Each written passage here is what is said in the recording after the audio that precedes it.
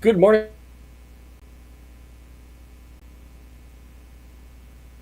good afternoon, good evening, wherever you are watching in the world.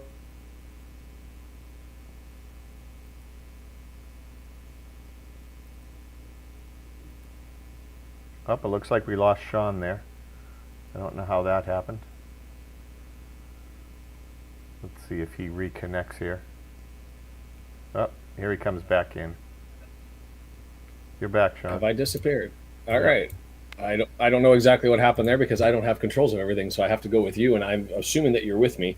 Um, we're jumping back into this one, watching game 5 of the preseason stuff. I've got the game music listening in your ears. I want to make sure I connect you, and so I'm going to put in "Man Down." Sean has stopped. I hope I'm still here, Brandon. You'll have to let me know. Am I here? I think that's on the delay. That's saying "man down." I think you're back.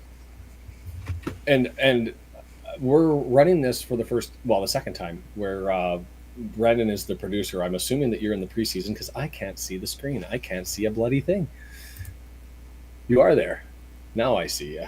So, Brandon, how about you just take over for a second? I wanted to talk about Vancouver a little bit before we jump into the Fleetwood Town. It has been a week since I've seen you. I haven't even had a chance to go through the videos, which we wanted to do. But what's your takeaways from the three? Well, I guess you were here for the 2 days of your time in Vancouver and the game that we saw in front of the Whitecaps. Yeah, incredible game, incredible stadium. The city was beautiful. Um, it was really fun walking around and seeing so many Welsh people. When we were just wearing the regular Wrexham shirt, people were saying hi to us. But once we got in our outfits, our Paul Mullen outfits, we were stopped probably every 50 to 75 feet, or commented by somebody saying, "I love it," or "Can we take a picture?" or something to that effect. Where did you get those? So yeah, it was an amazing time. It was surreal to be walking around and hanging out with all of the Wrexham famous people, Wayne and Scoots and Andrew Gilpin and Nathan and Rich and everybody else. We could go on for a while with all the people there, and it was also pretty incredible meeting Marklin and all these other people who watch this stream and all the others. That was super cool as well. Getting to talk to them and hear their stories. So, yeah, I mean, we could do a whole show just talking about the Vancouver trip. I think we might. If we get the chance, we'll get those videos put together and probably do a show. It was the fascinating thing for me about that whole thing is I've added the link, by the way, in the chat, and Brendan, for you, I've added the link in our meta to be able to. There goes Sean again. Something's up with my Video Ninja today. Um, it is having problems. No, he's back again. Back forth, back forth. So now I see you in Video Ninja, but yeah. I'm not doing anything on my end, so it's got to be on your end. So Yeah, I'll yeah, just I keep said it's talking me. until you I tell said me it's me. that. It's not you. So yeah, something's going on with Video Ninja. So I'm just going to keep on going with as we figure out some technical gremlin stuff that's in the back. I think we could do an entire show on, and you're right, Brendan, on exactly what was there. The fascinating thing, and I'll just leave it at this before we look at the Fleetwood Town game and where we're at with things, is we had a third of the people that were showing up at the events from sort of North America proper. Yourself from Massachusetts, we had Iowa, Georgia, Virginia, Oregon, California. Lots of people from over the U.S., Halifax, Ottawa, and Canada. Calgary had a bunch. Um, we had about a third from Vancouver and the Lower Mainland, the island, and a third from Wrexham itself. And it was fascinating because the people from Wrexham were just like, we've been working at trying to get people to love our club for 10, 15, 20, 30 years, 40 years, and with no success. And we can't believe we're here in Vancouver. And for everybody else who was there, we were staring at them being like, we can't believe that you guys made it all the way out to Vancouver. It was an amazing day, amazing weekend. We'll have to put all that out. I'm rocking this one from the Men in Blazers event, which if you haven't seen that, amazing interviews, go and do that. And as we're getting control of stuff, and I'm going to keep playing with the stuff. Ruth, several of us are having iFollow issues. I'm going to put the This is the subscription link, and I'm going to try and pin that one. Will it let me pin from here, or do I have to go into YouTube? No, So the magic is you have to go into wrexhamafc.co.uk/videos. If you go into iFollow, you won't be able to get into that one. Oh, and hold on. I forgot. Brendan, I sent you the wrong link. This is the link for the video in chat. Once you go into videos, you end up hitting the subscription. Even if you have an annual subscription, you're still going to have to pay another 10 quid for this. And that's just the way that it is. It'll give you a warning that says, are you sure you want to do this? You'll be paying for multiple, and you have to do it to be able to watch this. Once you do that, then you can go back onto the main page. It'll have the red button that you can click and link. If you have paid for the subscription, I'll even put this one in here. This is my... Wait. Well, that's what I mean. If you can't get on the iFollow, it's on Wrexham's YouTube channel. Goofy Splat with the save. So let's pull that one up. That's what I'm watching as well, Sean. I saw the YouTube one where they're playing it for free. So why did I send $10 over to these guys, or 10 quid, if it's going to be on their YouTube for free? So let's put that one up because everybody else can get the benefit.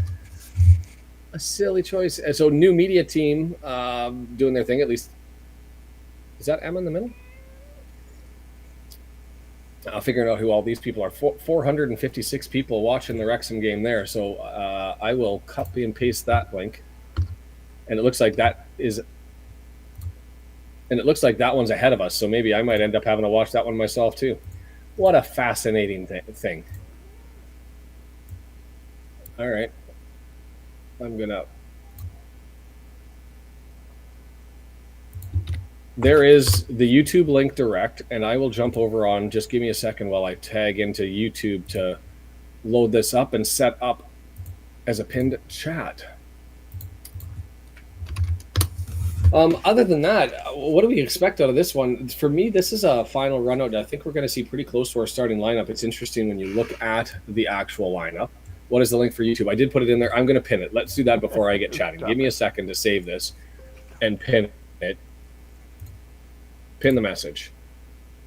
You should get it at the top of the chat now. 22 people watching. We've got people over on Twitter and Kick. If you're there, feel free to join in. Hit the like button, comment, subscribe as everybody's getting set up. And we've got the pin chat. And I'm just going to test it, Brendan, to see if we're actually getting the links in. So you should get that new chat link to be able to put in, as it's not connected there yet when I test it anyway on my end.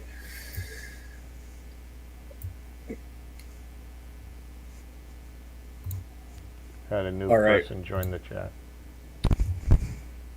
Ruth, how are you? Nice to see you. Woody's there. I've got you with the link.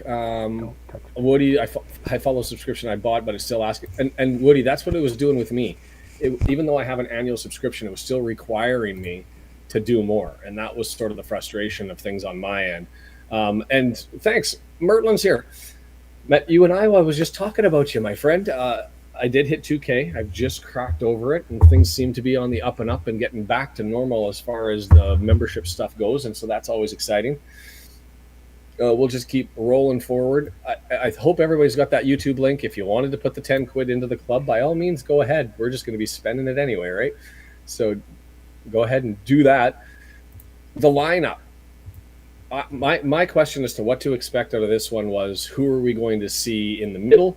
Because I wanted to find out if Evans, where he's going to fit, if he's going to fit at all. I wanted to know if Scarr was going to be in there. I don't see him. And are we actually going to see Jordan Davis for a last time? Because there's rumors he's going to be loaned out with Scarr coming in. We've got to cut down the 22-man roster. We've got a glut in the midfield anyways.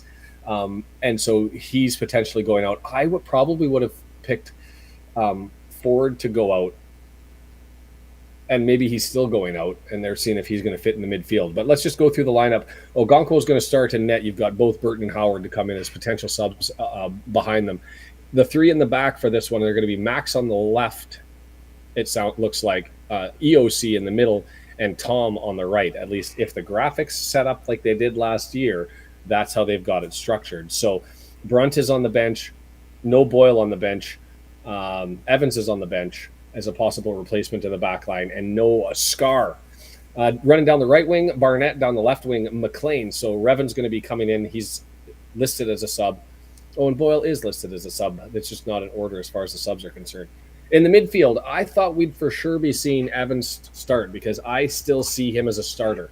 The fact that he hasn't been a starter in the preseason games and Dobson keeps getting the go makes me think that's been a decision that's been made. Is it'll be Dobson ahead of Evans in that position, holding down sort of that center defender of the three in the middle, who comes back in support of the back three. So it looks like that's going to be Mr. Yellow Card. Is he going to pace McLean this year? Brendan, what do you think about that one? That question: Who's leading the club in yellow cards for the year? Yeah, I think it's, well, I don't know enough about Scarr, but I heard he's pretty physical. I haven't seen his game, so I can't make a comment on him yet. But yeah, Dobson might edge McLean there.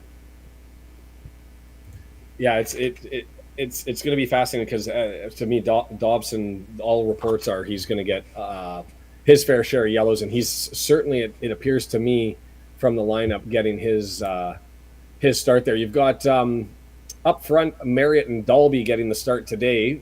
I think the question is who's going to run out with Marriott for the season. Dalby.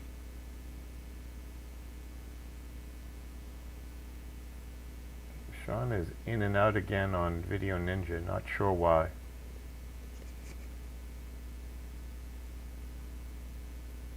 I am still here though. You haven't lost us. Andy's back. It's on this weird reset thing, Sean. You're back now. Okay, and I'm according to me, Brendan, I've got you sitting in the middle of the screen, and I've disappeared and then come back, and so I should be able to hear you throughout the whole thing, and they can hear you too. So we're jumping back and forth. We're trying to figure out the technical stuff as I'm getting kicked in and kicked out. It looks like, and I'm not doing anything fancy on my end. I'm still here.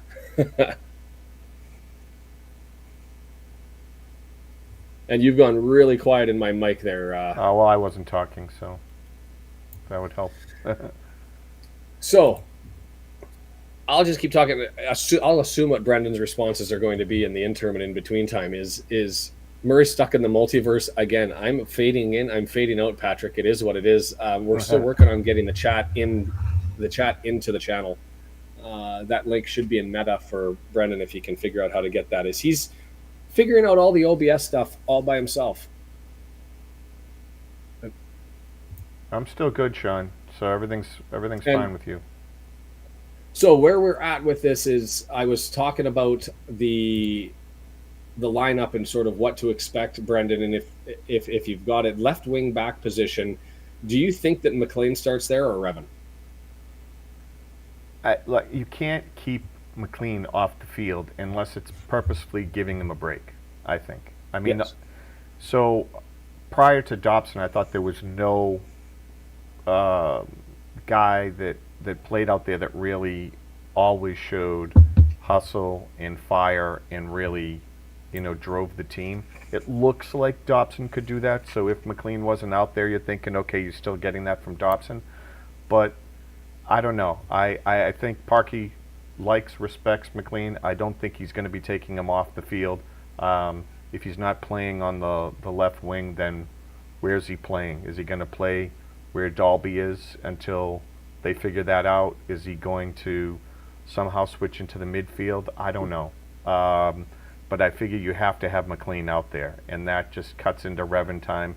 And I think all of us want more Revan time, right? Like, ideally he would be out there and giving you what Barney's giving you on the right. And if you had two extremely deadly wingers that can beat their man and cross at the same time to that skill level, yeah, we'd be far more formidable. So yeah, you got to find a way to get Revan out there, let him feel out the position and get better. So I know I was supposed to be answering McLean, but yeah, you got to get both of those guys out there. I don't know how he does it. Yeah, I Solar High, by the way, in sunny Shetland. It's nice to see you. And W&G raised a thing and said Fleetwood's not an easy team to take down since they got relegated. They've got their act together. 100% agree with that. They beat Hearts 3-0. I mean, I know preseason things, you can't take much out of them. But like us, they've been performing pretty well in the preseason and have to be comfortable going into things. And I know what the issue is. I've got feedback coming back from the other YouTube channel, and that's where I was hearing your voice jumping in and out and thinking that it was you.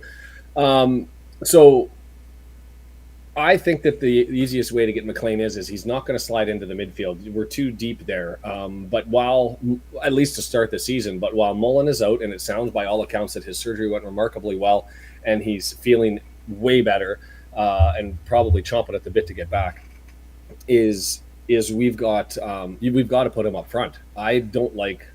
I mean, Palmer hasn't been playing himself for now a year and a half, a year. Dolby, while he's had 5 assists last year, I don't think, and led, actually, this was interesting, led the team in assists per 90. I think he didn't do enough for me up front, and so I would rather have McLean up there as somebody who can stir the drink, and I think that's where he has to go. Jason, chatting with Mertland, it was awesome. And now it's nice to see you guys because I know who you are in person. And one thing, I'm going to mention this a couple of times. This year, all of the watch parties going to be ad-free, and I'm going to have to improve my copy to make sure this is done. Ultimate Promotions, ultimatepromotions.com have done, or .biz, do pins, they do medals, they do all those sorts of things. If you're into sports trading, and we did this during the Wrexham event where we handed off pins, and I scored a whole bunch that came back. It was awesome. Some from the London Reds all over the place. And so I'm going to hold this up for the screen. These are the pins that Ultimate Promotions did for me. And I'll be honest with you, who is Ultimate Promotions and who's behind it? My sister played real money, the legit actual money that I'm expected to make probably, well, over the course of the year, we calculated it, and paid for the rights to be able to promote this in the idea that there might be people out there who need medals or need pins for whatever reason. She's one of the largest manufacturers in Canada, has some massive clients, and that's her full-time gig. So if you're looking for somebody who does pins, then these are what you're after. And these are not the they do these are the stamped ones that you can get. They do the and I should probably look up the stuff. I can't even think of it. The Those lead are super embossed high quality, ones. by the way. And thank you, Brendan. The thing that I love about it is you go through all the Wrexham AFC stuff, promotional materials, and you'll see my pins showing up in things, right from the official website, from on the official photographs, was actually pretty cool. So they'll do multiple different types. So they'll stamp them. They'll do the painting ones. They'll do all that sort of stuff. I'm gonna have to work on my copy for the preseason because until then, it's I guess her money is just a bonus. But they do that. Ultimate Promotions.biz, link is in the description. Still, Brendan, I still don't see that the link's popping up from the in chat stuff in OBS. So I've sent that to you via. I didn't copy stuff, the stuff you sent me. You were in chat putting in the YouTube site. That stuff's showing up. So you're still able to throw stuff in chat. So I thought had. I'm not seeing the chat stuff show up on the screen on my end, so that's why I was just waiting for it. So we'll figure out that stuff as we're talking to each other in our ears, and away we go. Tour is over. Look, we're 12 minutes away from kickoff. This is interesting with the new media team. Is this normal now that Che is gone? Do you think? I don't know. This is strange. I wasn't expecting a 3-man interview panel squad. I wonder if it's just pregame. Well, and it could be. I think we're going to go back to Mark eventually. I'm hoping that's who we're hearing throughout this thing, because he did a podcast with me, the wife, and Wrexham, where he said it was going to be his voice. I don't know, and I don't think Che intimated whether it was a rub out, they just didn't have a spot for him, or whether he decided to move on. But in any event, I want to give him totally different than color, right? You get different things there. There's quite a knack to play-by-play, and so this whole interview format, Mark's not going to be able to walk around. You're not going to be able to funnel people up there, right? So you get a lot of variety. You can bring people in. You can do different angles. You can move around. You're not worried about the venue as much when you're doing a feed from color like this. So I think it's a good addition. Mark's usually trying to get his stuff straight. Like, you hear them talking. How's the mic? Is that good? They're having conversations. Getting everything So, all set up. That was part of the charm, wasn't it? yeah. Part of the charm was them trying to get everything all done. Scarr just showing up on the screen there. I do love the Disney FC reference. I don't know if anybody saw my tweet. I thought it was pretty funny. We already have the Lion King, and now we've got Scarr. So I think that's just uniting the Disney universe within within Wrexham live. Did you look up any stats? Do you have any idea? Did what you expect from Scarr, or what you thought others thought of him? And I'll be honest, I had no idea, obviously, who he is. And I looked him up. And when I looked him up on FOTMob, I'm like, oh, he had 4 goals. He had 4 goals. I'm like, that's not the kind of striker I wanted. I started getting upset, and then you found out. then I flipping tabs on FOTMob and go, oh, wait a minute, center back. Oh, okay. We're like, this was the we want a backup to EOC thing. I'm like, oh, excellent, because we thought, oh, what's going to happen if EOC gets dinged or he needs a break? We were thinking, oh, maybe Evans has that kind of command of the defense and he'd slide back. It looked like they tried Cleworth and Brunt, and we're like, I don't know, like in a pinch, okay, but do you really want to do that? Didn't think that TOC would be the man for that, and nor Dobson. And so I think this was the perfect move again. Like their moves this offseason have been incredible, because I think we both would have said, look, if you're going to bring in one more guy, right, don't bring in someone who's not going to be a starter. Bring in someone who's better than everyone else and raises the game, right? That you can't keep off the field. And it looks like that's who this is. And if it is, if this man is better than everyone else we have, that I think that really helps raise the level out there. And I'm looking forward to seeing a lot of clean sheets this year. I think the fascinating thing for me about it, and the one thing I do, is whenever you go to the team that he came from, and on Twitter, and you look at their post announcing the departure and find the reaction of the fans. And if you go to Plymouth Argyle and you look at I have not seen anybody get as positive a review as he did. And most of them say the standard, he's maybe not quite championship level anymore, kind of an in-betweener, but too good for League One. But as far as character and passing Parky's plonker test, it sounds like he does it full stop. And then there's some great pictures of him with, the green smoke coming out and the drinks in his hand and having a good time. And so it's certainly there. It does appear that it may be that the YouTube is going to end when the kickoff starts. So we'll see that one. I'm still going through here the predictions that are there. There was another pre-match one. Just to talk about form, Fleetwood Town did beat Hearts 3-0 in their last game. They've had a couple of matches against lower league teams. They've been looking comfortable as they roll through the preseason. So as far as preseason championships go, for whatever they're worth, it looks like this. Up, and there goes Sean again. Could certainly be one. The game that was again had Yeah, there is something definitely going on with Video Ninja. So I think we're going to have to expect Sean's going to cut in and out multiple times today till we figure out what is going on with the connection. And as usual, he's back again. And I'm not doing anything on my end, but I'm what not I can touching do a is thing just either. Interesting. Yeah, none of the numbers of the network is being pegged at all. It's it seems like it's on some sort of timer where it just kicks you out after X amount of time. It just no error kicks me messages, out no nothing. So and brings me back in. Huh. Odd.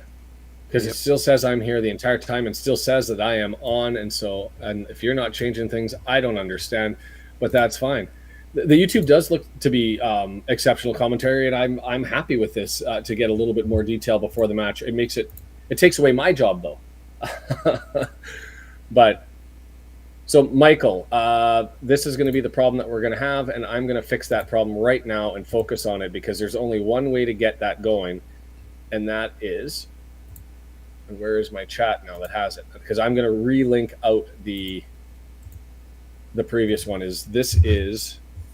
The website is Wrexham.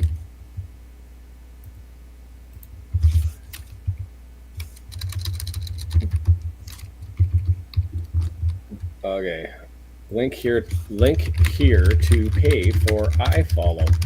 Because you either link to the I'm going to pin it, but I just put it into the chat.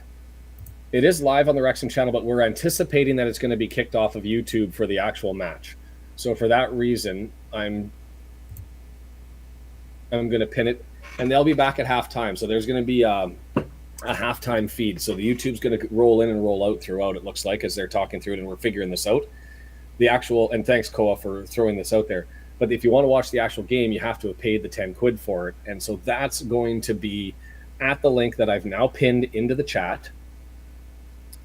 Hey, Dawn, I'll take it. She is a better looking person than I am, for sure.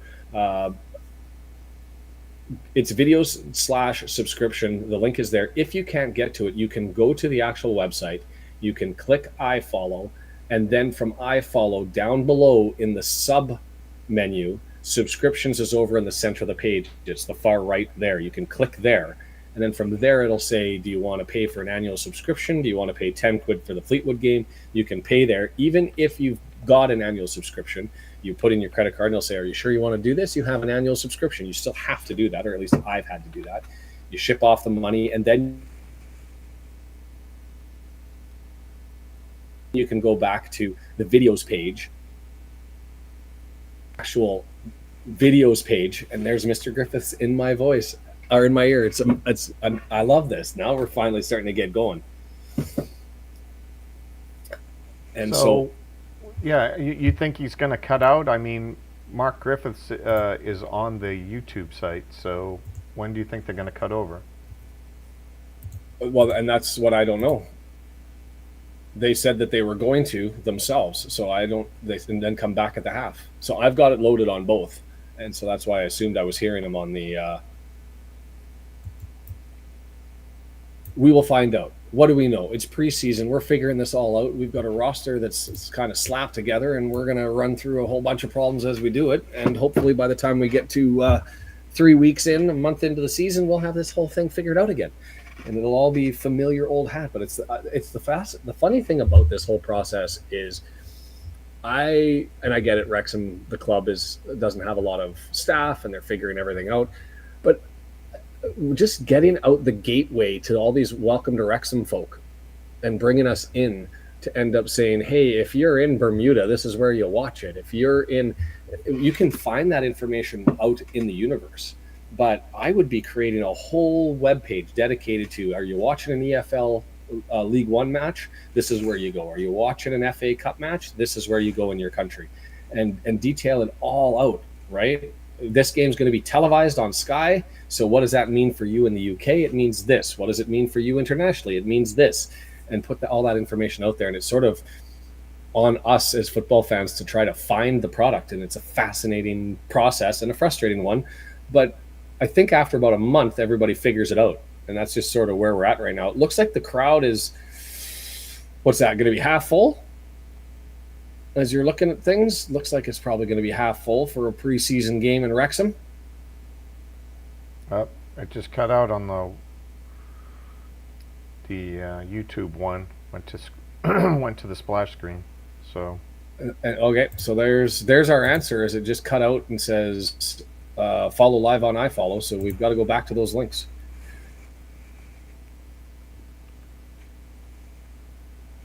And I did have it open. There it is. So interesting. So that's going to be potentially a new development for the watch party, is we're going to be able to get the YouTube commentary on both channels. And so for those of you who can't afford the iFollow but just want to catch up on the half, or just want to catch up during, I don't think that they'll be able to show in-game highlights on YouTube unless they've negotiated with the EFL the rights to do that. But that would be fascinating for the club to get those out at the half, because that would be advantageous and nice for them to be able to give us a little bit of a sample during the half of what's going on. Looks like we've maybe, knock on wood, got rid of the gremlins that are out there. Various mumblings. Nice to see you there as I'm going through the whole thing.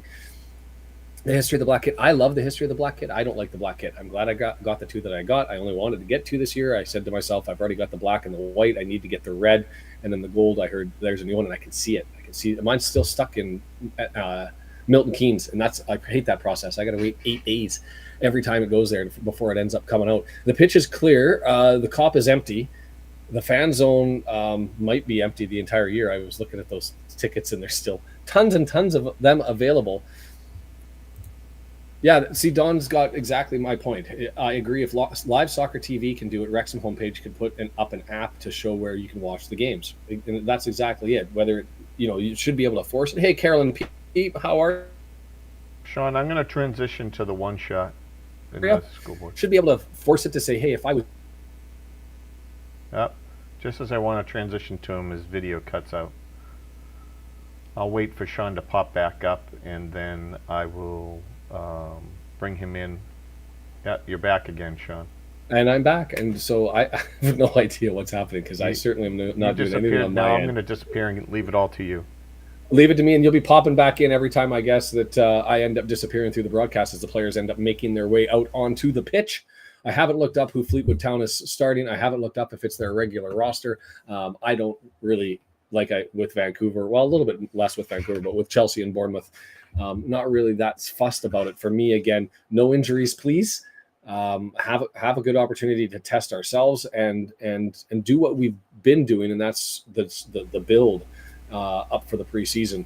And away we go. And we've got lots to talk about as far as what we have before the first match with Wickham, the Sheffield United EFL Cup match, as well as the Adran Premier League. The women's roster came out, and the fact that the reserves now don't appear to be not playing on Saturday mornings, but on Friday evenings, which may be a little bit interesting. And it does look like Arsenal. So the Black Cat kit gets a feature.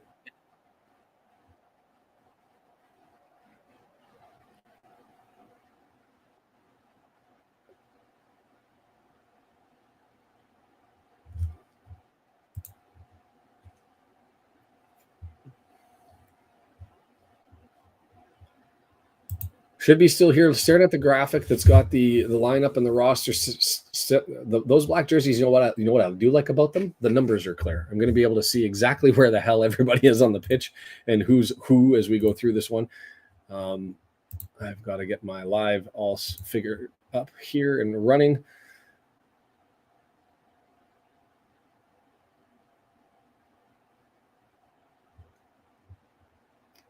And I'm just having a look at how everything's rolling and making sure everything's going. No, not even commentary on YouTube. No, there's no commentary on YouTube. We've got Mark Griffiths on iFollow. The link is at the top. If you're joining late and you want to know how do we watch this, the league seemingly is going to end up having preseason or pregame stuff involving some broadcasters. Mia's there and some other people that we were introduced to whose names I didn't catch, and I'll have to look up their background history as we go through that.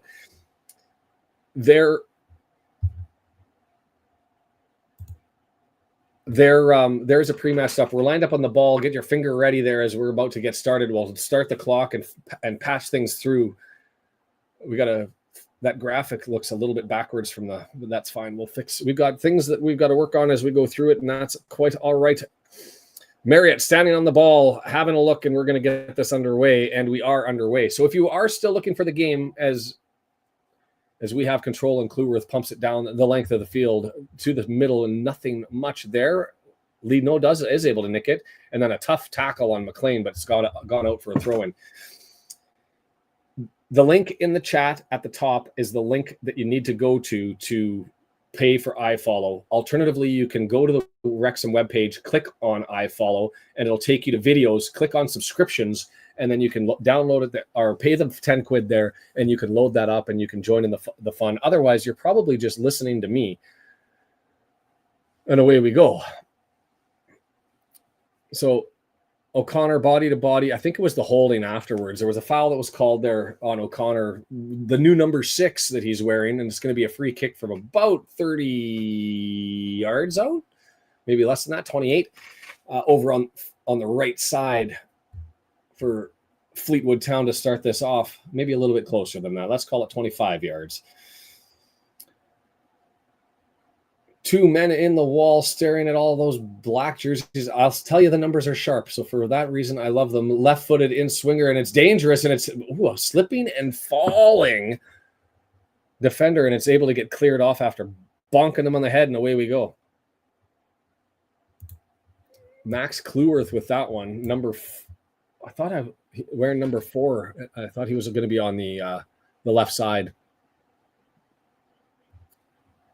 but not apparently. Max on the right, EOC in the middle, and TOC over on the left-hand side, which makes a little bit more sense to me, as that's normal from what we've had last year. But it looked like they're doing a little bit more color because I don't know if everybody's got the iFollow going, and I'm going to have to bring up the chat so I can follow along with everybody. I don't know who's. It's got to be McLean with the armband, but I haven't seen that yet. I will try to follow along. 9 p.m. in Indonesia. Joke Sparrow, thanks for joining. Appreciate you being here. As I've disappeared, it looks like, from the screen and flipped my way back in instantaneously. I got technical issues. Control in the back. TOC with it. Jason, even I've paid for the full season, I still had to pay for the preseason separately. So if that's any help or any assistance to anybody who's been trying to get in, is even if you've paid, you've got to pay the extra 10 quid to get this one. Whether you want to do that or not, I'll leave that up to you. Early shot for Max's man of the match. We are 2 minutes and 46 seconds in, by the way, and clicking along 250 as we're approaching the 3-minute mark.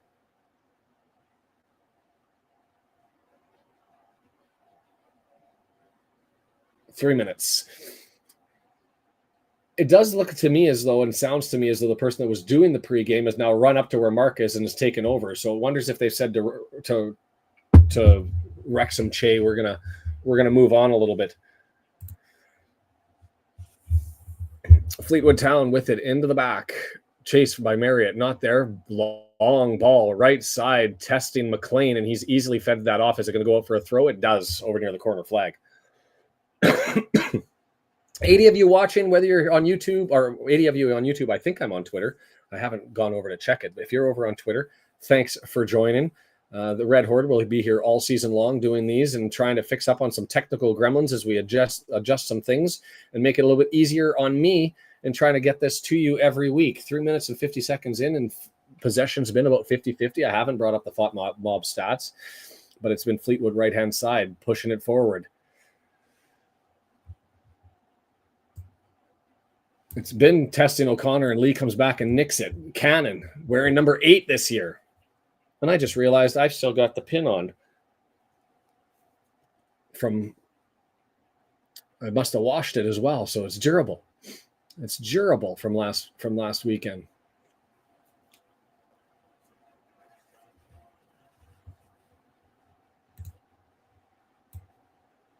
And Brendan, I'm still not seeing the in-chat stuff showing up on the screen, as we've got a throw in here deep in the corner flag for Fleetwood Town to turn it the other way. Long throw, nicked. Going to be Barney over on the right-hand side. Draws it back. Lots of players around. Dobson not able to maintain possession. It's going to turn around the other way. Still on the right-hand side as he steals it back and gets it to Kluworth, and we're going to settle that down. Well done by Dobson. Lost it. Just not too many people around. You can beat one. You might be able to beat two. You can't beat three. But he's able to work and get possession, but then it's sort of a wasted play there. Kicked long.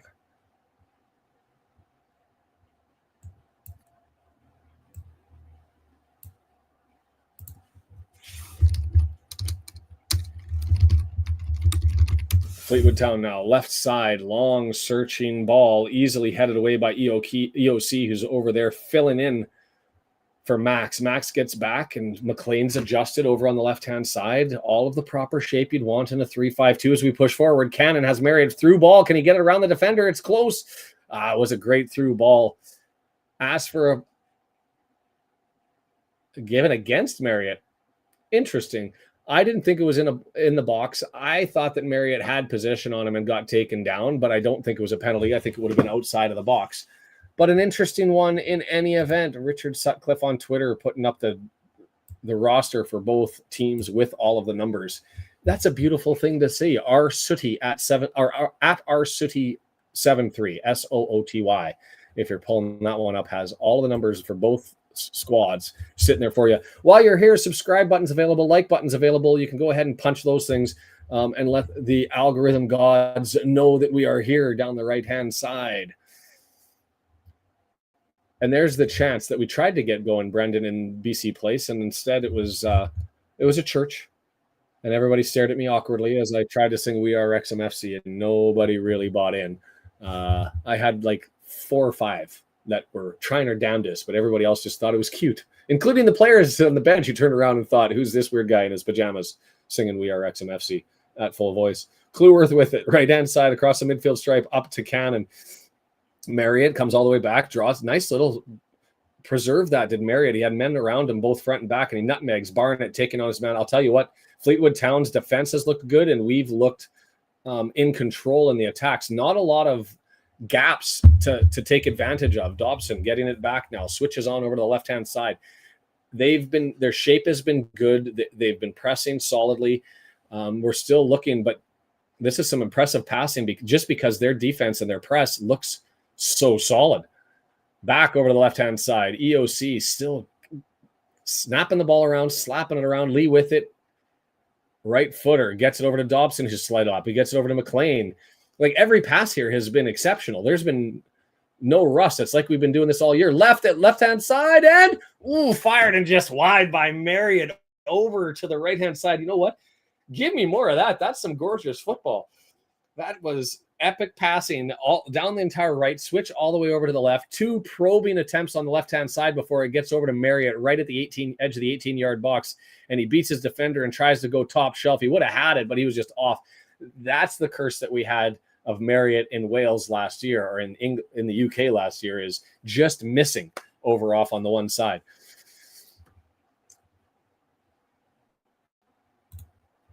Chris, my friend, how are you? Hoping that one pops up on the screen as we click on it. I appreciate you being here. It's nice to see you. And I have to say thank you. Brendan has to say thanks, because a lot of the reason why we were able to buy the tickets we did, those were you paying for the beers and contributing to the tickets. So thanks for that. And for seeing you here again, and a new member as well. I know that we had a great time, and if Wrexham goes on a tour, Chris, and you ever do jump across, we've got a chat, because we've got beers for you. Any update for Mullen? The only update I've seen is all through the media, and it's that the surgery went exceptionally well and he's feeling really good. And that lingering, niggling pain that was there has disappeared as we get a free kick about 35, 38 yards out. And there's Goofy giving the update. Yeah, hit the field. He's back training. I think he's going to take some ramp up. And he's the most important part for me is that he's feeling good. So if we watched, we could feel it all out. Terry Palmer, thanks for subscribing and joining the mob. The Red Horde, appreciate it. If you haven't subscribed, go ahead and do that. CBS, John says, is going to have the match in the U.S. for you guys, as you guys have to swap from ESPN Plus and figure out what that nice. Well crossed by Barnett there. He's been able to get around the defender a couple of occasions, but that one, the angle sort of taken away, and it just ends up falling into the keeper's hands, Harrington.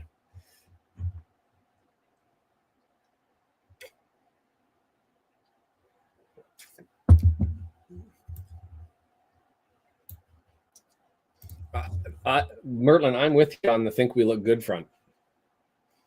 There's been some this is along the sort of the best that we've played last year, with those passes, the interplay, the overloads on the side, searching for probing balls through. We've done it all. We've built up through the floor. We've searched. There's another long ball trying to find Marriott, but Harrington's able to get out there and grab that. And he throws it forward down the right-hand side.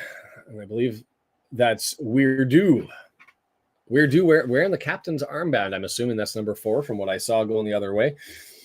We've got somebody on Twitch. Live in Wrexham. It's not going to be a good day later on. There's riots happening later. I've heard that. I've seen that you guys are going to have your protests going on there.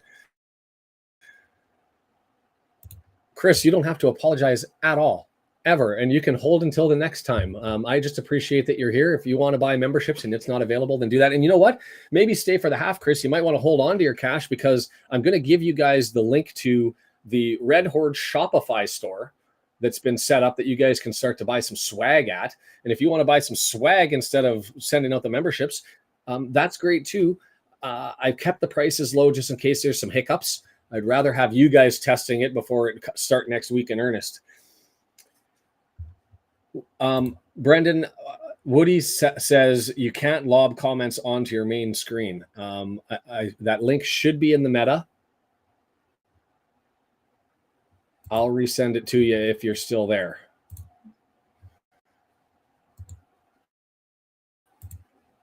And I can't hear you now if you're talking to me.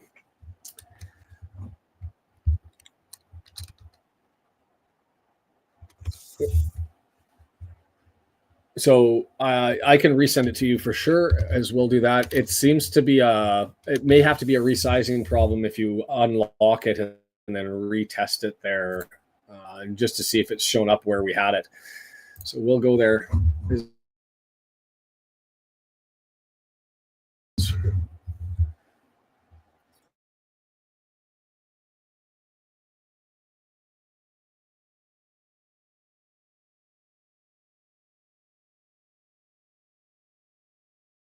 For you. Oh, and I've disappeared.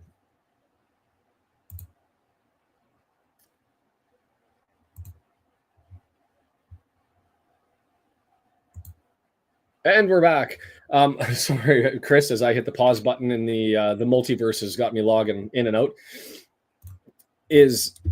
There are going to be 75 tickets still available for you in the international side. Also, the Wrexham fan zone, as controversial as it is in Wrexham, they do have additional seats available for 32 quid in the COP. If you want to sit there, I'm not sure how the locals will take to it because they're clearly protesting the fan zone as being a bad idea. But it does mean that there are tickets that are set aside for internationals if you can't secure one. So go through that one. Mullen, yes, Chris, we're hoping and fingers are crossed that we're going to get there, and we'll see where he's at. James, the only place that you can watch this is on iFollow, and you've got to go to the link that's up above. Marriott, able to Weird Dude. Oh, Weird Dude nicks it back from Marriott. Well done over in the right corner by Weird Dude. The captain stealing that one back. So you've got to go to the link is pinned to the top of the comments. If you're going to the webpage, you go to click on videos, click on subscriptions below, and then even if you have an annual subscription, you got to pay 10 quid. It's not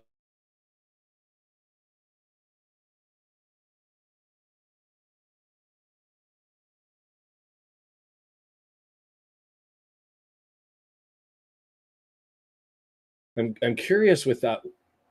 I'm going to have to talk to Mr. Williamson now, the CEO who I want to speak with. Yeah, Goofy, I'm still looking for the armband. I've seen that Weird Do has it for Fleetwood. I assume it's McLean for us. I just haven't seen McLean in a while. It's been all Marriott as Fleetwood Town enters up into the threatening position with Hunt with it for the first time. Just 4 yards away from the corner flag, looking for a throw, and we'll see if he's got the Tozer bomb. He's not lined up for it. Looks like it's going to be a short throw.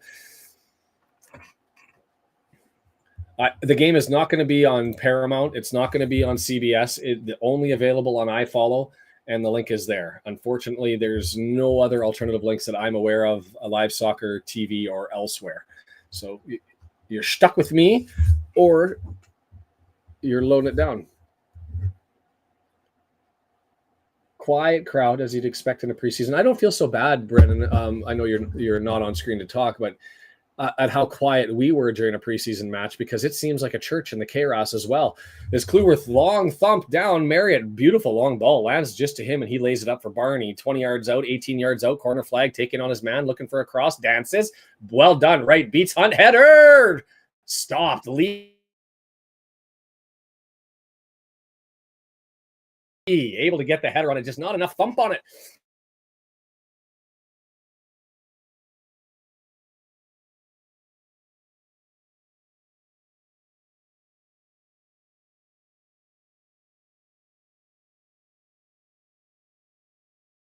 Group that's going to have that.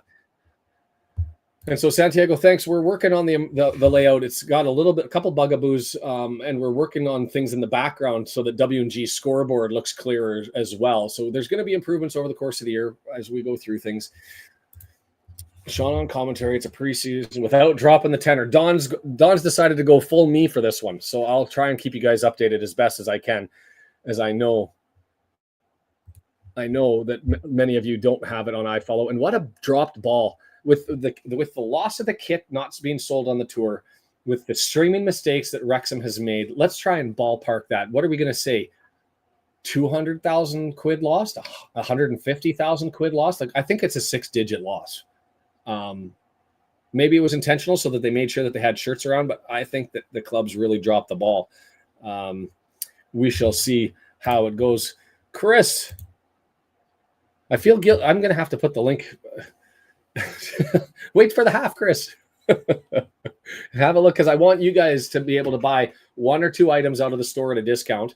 I know the shipping is going to kick everybody in the teeth, and I want to see how it all works through the system, so that I can figure out what to set for shipping and what to set for all the stuff, so we can move forward and you can get some, I think, pretty cool Red Horde gear. Pick your poison. Fleetwood, I almost called it Fleetwood Mac. Fleetwood Town with the ball. Barney with the beautiful nick, and then he gets hauled down. You know what? Round of applause for Barney, who comes back 25 yards into the center of the pitch away from his right wing side and is able to nick the ball, pulls it perfectly, back heel, goes the other way all by himself, and then gets yanked down and earns us a free kick. Cleworth with it off the free kick. Back to EOC as we're searching. Approaching the midfield stripe, EOC. Over to Tom O'Connor. The Irish duo over to Cleworth. Right footer. Whenever somebody has a hoofball, it's Cleworth that I want to deliver it. And he does another perfect one. Marriott's able to save it at the goal line.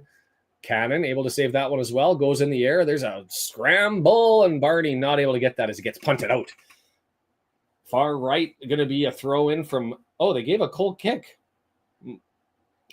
Weird. Must have said that was a deflection. As soon as I got comments on my face, I disappeared. Never stuck. Well, it's nice to know that that's working now anyways. That allows me to probably close this down, hit the pause button as we all figure it out. My hair is a mess. Why didn't anybody tell me my hair is sticking out? Early morning stuff. Let's change my setup now as I don't need that. I've got this, and I will figure out how to get those chats in screen now more frequently. There we go. Yeah, we're figuring it out, Swirly, as to why I'm blipping in and out. It seems to be on a timer because nothing's being clicked and it's happening as I'm at the 19-minute mark, 19 minutes and 5 seconds, and away we go. I might have to pick me up some Red Horde merch. Don, I would appreciate that. And I do think, trouble, 18-yard box, punch forward is there and available, and oof. I don't know, Max Cleworth, a little bit lucky, a little bit of talent, but he's able to get back and sneak his foot into that one and get in the way as they had their most dangerous attack going on there. That was Tom Lonergan, who pulls his way in and draws it back for Coughlin to try to get that through just to the right side of the post, and he gets a foot on it, and he's putting it towards that near post, but Cleworth is there and gets his left foot on it and clears it out for a corner. Left-footed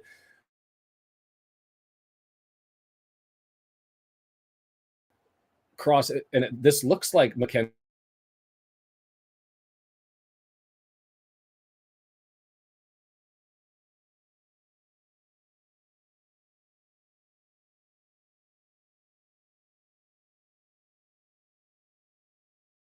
Kick. Is it a scorpion kick if you don't? Chris, the man from Canada, do I need a chant? You need a chant for Switzerland. You're throwing this stuff out there.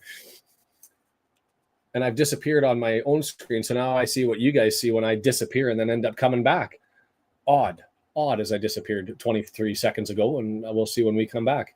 Fleetwood Town with the ball. And it's a whole 10-second thing, is it? It is, a whole 10-second blip. And that's something that we'll have to iron out. No big deal. No big deal. We're going to be able to figure this out and have a good one. Keep the chat going as we figure out the kinks and work on the system as TOCs with it. 35 yards away on a throw-in, going to throw it towards the midfield stripe. Battle there, pulled down, another header in the back of the head, and oof, that's Elliot Lee, who just took a header to the back of the noggin. just to the left of the ear, it looks like, and he's holding his head. Yikes. If there is an advantage there on that header, it wasn't an unintended clash where they were both coming together. At least it was one person, that was Bonds from Fleetwood Town, throwing his head forward and smashing into Lee rather than Lee also getting Bonds. So he's down, asking for a card, saying, why not, as we're going to get the replay again here. Oh, we're just going to get the replay of him laying on the ground. Thanks for that. Can't tell anything. And he's not going to say, he's not giving a penalty even, not even a foul. Not even a foul. All right.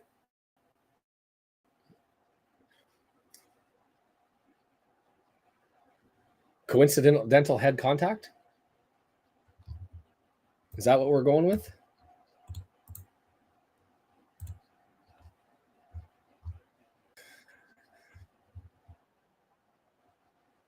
Here we go with Fleetwood Town with it again.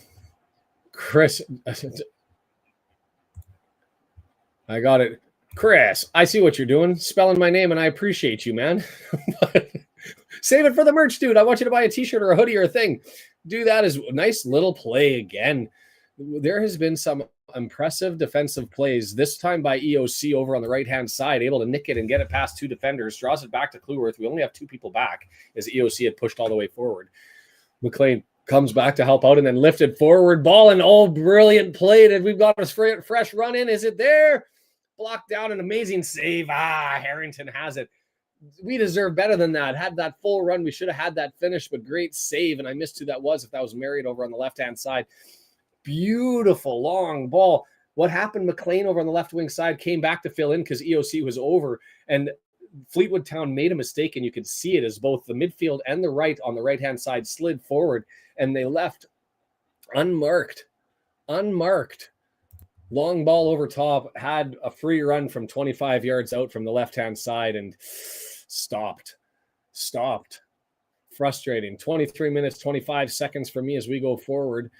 Elliot Lee, saved by Harriott, 18-yard box just outside on the left-hand side as we are probing.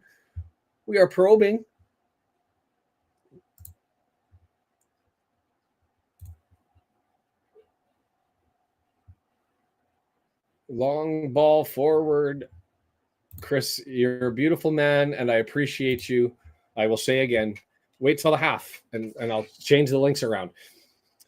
Another beautiful pass by O'Connor up past the midfield stripe to Lee, who gets it to McLean. That pass a little bit sloppy. Dobson not able to get it. I guess you can't be perfect every time. But I will tell you, our pass percentage has to be up through the roof because this has been some impressive stuff. But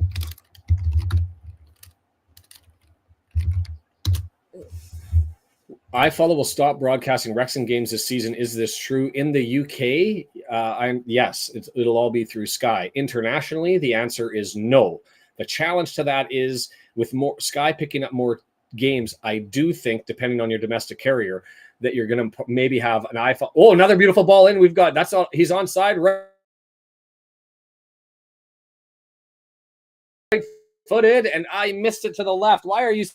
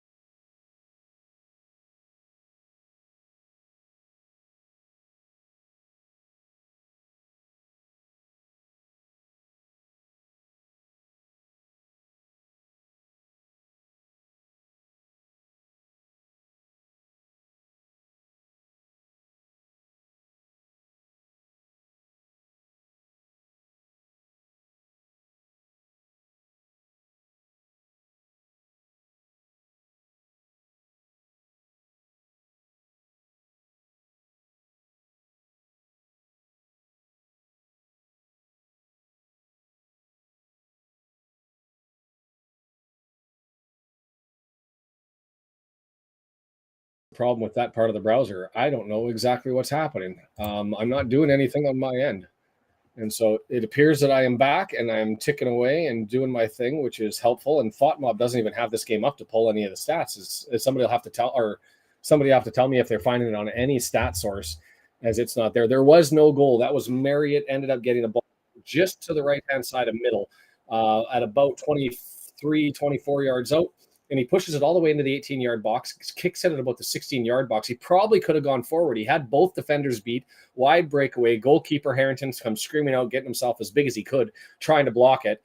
And he was too fine. He tried to get it, pick the far corner on the left-hand side, and he swept it 2.5, 3 feet too far. So still 0-0. We're hoping that I'm not going to get kicked out and it was just a temporary blip. But we will see. Frustrating anyway, but we are fixing it. Alex, how are you? It's nice to see you, and I'm sorry that I disappeared to everybody.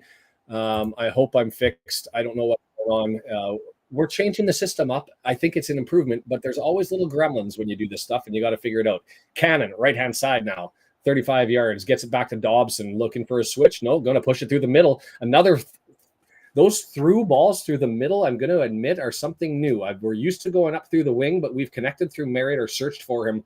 I think we've been like 2 of 5 on our pro ball through, and they've looked dangerous even when we haven't really got there. I don't think it's my graphics. I think it's the setup. And I think it's a problem with our camera connection website that's doing it right now. So we'll figure it all out. Couldn't hear your answer about international broadcasting, so I'll jump on that as we're still on the left-hand side. This is O'Connor and the switch is on. Good time to talk about it. I think for international broadcasters, you're going to end up having a domestic carrier who's going to show the Sky Sports, Sky TV matches as we're into the 18-yard box and just bumped forward to Harrington. 28 minutes, 42 seconds.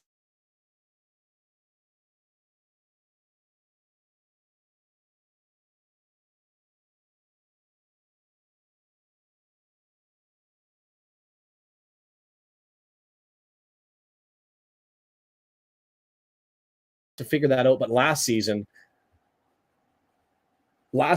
there were blips. I'm going to try and just see. I'm going to close down a couple of things. I don't think it's a bandwidth issue on my end because everything else is working, but you never know if something's conflicting.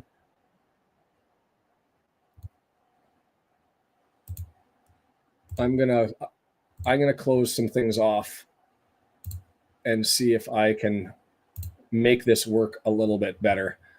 I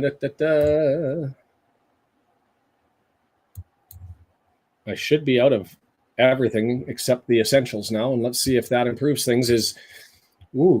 Fleetwood Town on the attack, left footer into the box. Oh, he was trying to get it with a back heel push forward, but it didn't get flicked on, so he saved it, got it back right at the edge of the area, 18-yard box, and Cannon able to nick that one and look to try to go on a counter attack, but instead draws it back. And Barney now loops it forward. Too far for anybody. Sky's taking the signal down. Skynet. Every time I say Sky, I end up getting disconnected, right? Let's hope you're right, Wrexham. I don't want to see the riots happen anyway. The towns have better things to do than suffer through damage as people go out, irrespective of whether it's the right or the left. I don't care. I don't want to see I don't like seeing stuff get destroyed. I don't think it is ESPN Plus. I think it's CBS that's carrying the games this year, James. Somebody in the U.S. and I think John was given the details because I think they bought the rights and outbid ESPN this year. So that was the ESPN was done at the end of preseason, and I think that it swaps. But Live Soccer TV is going to be your website that'll answer all that as Barney grabs it on the right-hand side and pulls it all the way back to EOC. And we do the switch over to the left-hand side, 31-minute mark. Tom O'Connor going to do the switch through the air to the right-hand side, bounces around 3 players, falls from Marriott. It's a scramble going on, and it's cleared. Fleetwood Town. Is it cleared all the way out? It is. My favorite signing. Revan's. Marco. I'm not going to count on that because we know what he is and we know he's awesome. It's amazing. For me, it's the new players that I think you're asking about. Revan's been unreal, but I do like Dobson, but I prefer Evans in his position. So Dobson hasn't convinced me that he's better than Evans, but he's clearly convinced Parkey. And I haven't seen Scarr, but I'm probably most excited about Scarr just because I think he's a character as well as a player. They call him the Wall. The Plymouth Argyle fans went absolutely nuts when he left. I haven't seen a response to a player leaving as positive as they have for him throughout. So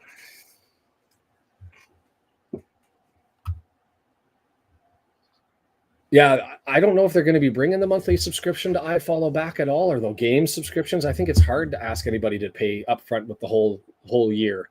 Not a lot of people are going to get value for it, but nice little tackle and it's pushed forward by O'Connell. Marriott, left-hand side. Our counterattack, our through balls, our build up through the middle has been impressive.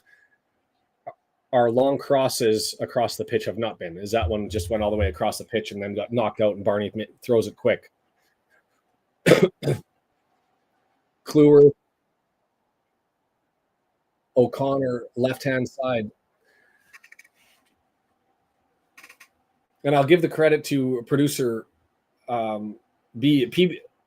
What do I call you? PBJ? Butter and Shelley? Brendan in the background, who said it doesn't even look like our team playing right now. Seems to be a concerted effort going through the middle. I agree with him. You would expect, we go from wing to wing and sort of look for the crosses, but they've found Marriott like 3 or 4 times, and here they go again. A nice little through ball that went up to Cannon. That wasn't Cannon.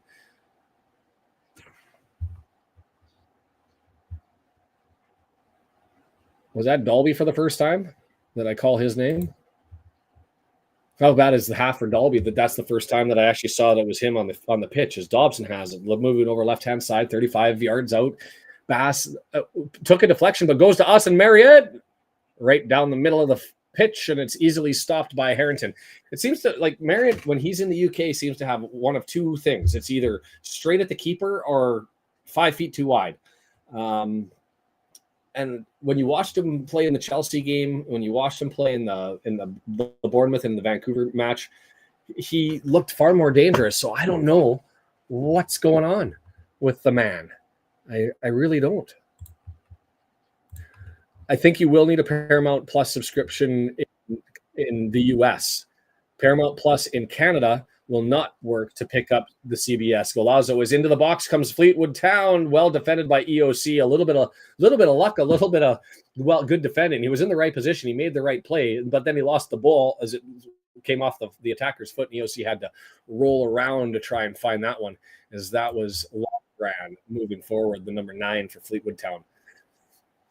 So, yeah, Paramount Plus, make sure that if you are getting it, that's US, will have the CBS. I understand that to be true. In Canada, don't buy Paramount Plus if you think you're going to get the sports, as it's going to be on Sportsnet and DAZN. So we'll figure all that out as we go through it this year. Shannon's got that for you and identifies I was right, so that's good. And Dobson did play for favorites. He was a favorite of Parkey, so I think there's a lot of trust there. And he's the default middle of the midfield, the defensive midfielder out of those 3. If we have such a thing as Dobson, and see right foot switches on, gets it over to Barney. Barney takes a little bit of a knock, but he gets it, draws it forward to Cannon, a little bit inside, makes him stop so he can't continue the run. Kluwer, 20 yards out, plays it up to Cannon. Cannon looking for a cross, blocked, corner coming from the right-hand side.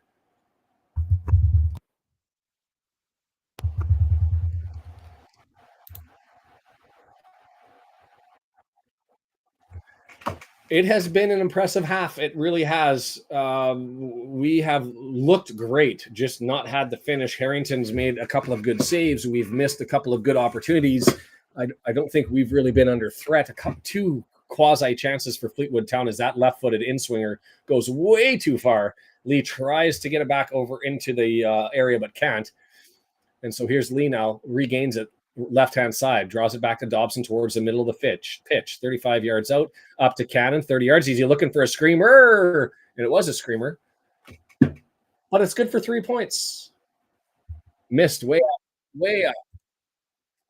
And there's John giving the details from the CBS website that says from July 18th, which is, I think they missed they did miss the preseason ones, but they are available.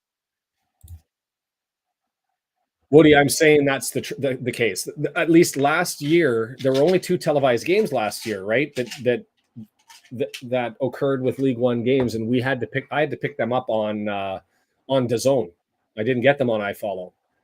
So Sportsnet's going to have the FA Cup, and I think DAZN has, and so we'll figure this out as we go through it. But I had to carry 3 subscriptions last year to be able to bring all the games to you. iFollow, DAZN Canada, and Sportsnet. It is what it is. Cleworth with it, 37 minutes and 15 seconds, crosses a midfield stripe, and there's that long switch through the air to the other side. Fleetwood anticipating that one now, knocked it out of bounds, and we're going to go for a throw in about 40 yards out through McLean. This has been impressive. Is Fleetwood Town doing an early sub? Hughes, who, let's be honest, I haven't noticed Hughes coming off for Fleetwood Town. And I don't know who this is coming on in yet. And they only have 1, 2, 3, 4, 5, 6, 7 outfield subs. So that's, unless any of them are trialists. Holgate. Big news of yesterday, I think, of everything too, including the Scarr signing. Louis Barry signing with Aston Villa and getting a season-long loan with Stockport. So they had a couple trialists there that they're testing from the championship, as they haven't done that much, my opinion. They've done some youth, but some youth with questions in their build-up for the League One season. But they've now gone with looking at some more senior guys, and I guess Louis not young, but a lone player. He certainly played well for them in the first half last year. So a quiet window comparatively for Stockport, but they're running now. So we'll see how that all transpires. There's another long ball through the middle and edge of the area, but Dalby can't get up there and get it. I'm curious to ask the question of Brendan at the half if he even noticed Dalby during this.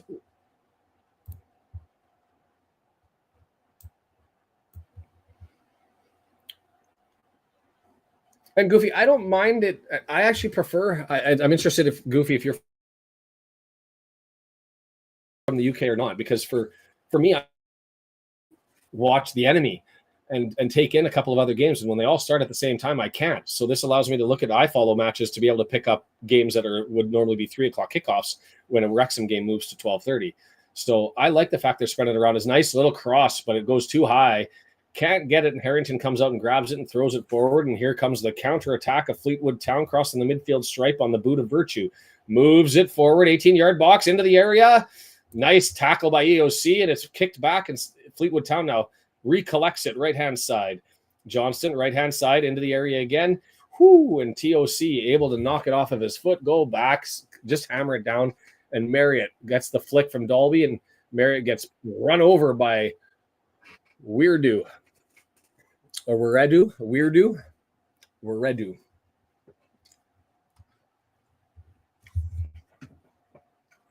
So yeah, blessing and a curse, right? Going to get more coverage through Sky. Going to get more games that we can pick up. Might be able to do later in the season back-to-back watch-alongs or something along that line if there's a 12:30 and 3:00 start, right? Lets you get to know the players on the other teams. Lets you see their style, see how they look. Because a lot of the time we just stare at stats over here because we can't actually pick up the game in a lot of highlights. So Cleworth with it, left-hand side, thrown in. Yeah, I'll be providing hopefully an update as we go. If you haven't followed me on Twitter, go ahead and do that. There's that long diagonal switch again. I think that's like the 5th or 6th one of the half, which usually we see 1 or 2, but it seems to be a running trend. And this one, he has it left-hand side. Searching, finds nothing, gets it back to Dobson towards the middle, and he goes back over to the left-hand side.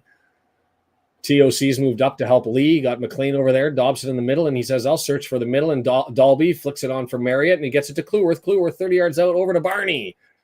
The switch is on.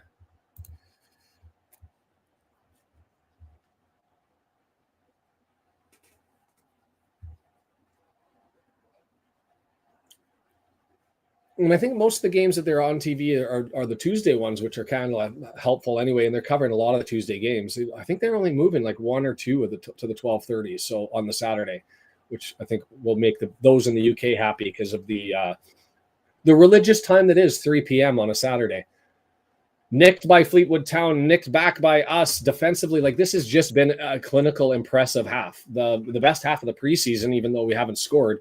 And one of the best halves I think we've seen at all is Dalby able to keep that past 2 tackles, gets it off, and Barney now over on the right-hand side, cross over, knocked down. Marriott draws it back. Cannon, Kluwer, 20 yards out, looking. He's going to flick it in. Lee not able to get it as there was a battle and then a flop, but the referee lets it go in the penalty area, and that was a flop by the defender. They were sort of grabbing each other around the collar like you would in hockey if you're going to get into a tilt and start swinging at each other, but no swings. Instead, a player goes down, and Elliott not able to get the ball, and it clears out.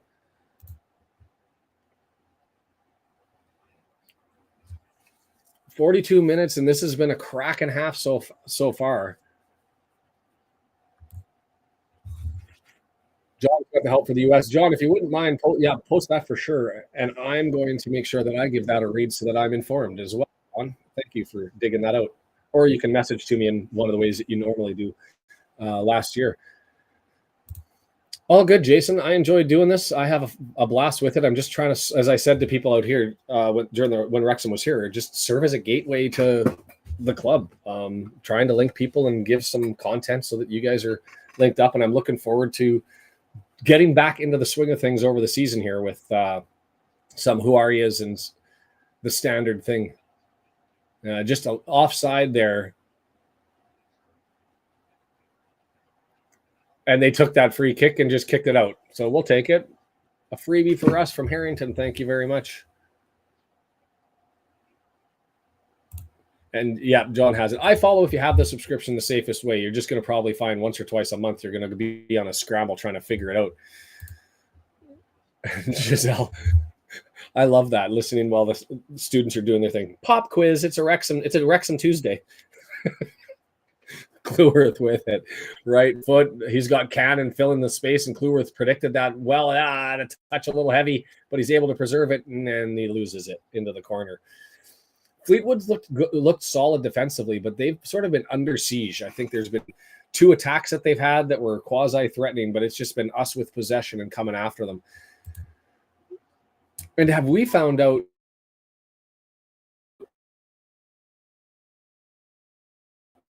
I think it's where do we go? Is it Northampton at the same time that somebody else goes there? The team that shall not be named goes there to play a National League North game. Oh, they moved the Chester game? I knew that. I was wondering when that was going to happen. I haven't gone through to find out when the Chester matches have all been moved. Thanks, John. I appreciate that. I might post that one. If you haven't posted it here, I'll just make sure I get that out after this match is over, as we're going to get a left-footed in-swinger on a cross from McLean, and here it comes. Looking far post, and not too close to the goal. Harrington just able to jump up and easily collect that.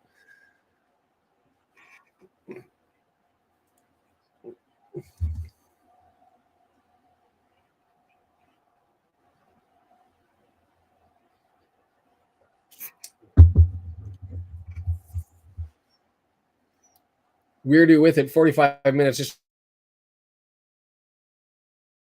trying to hear how much extra time we're going to end up having on this one.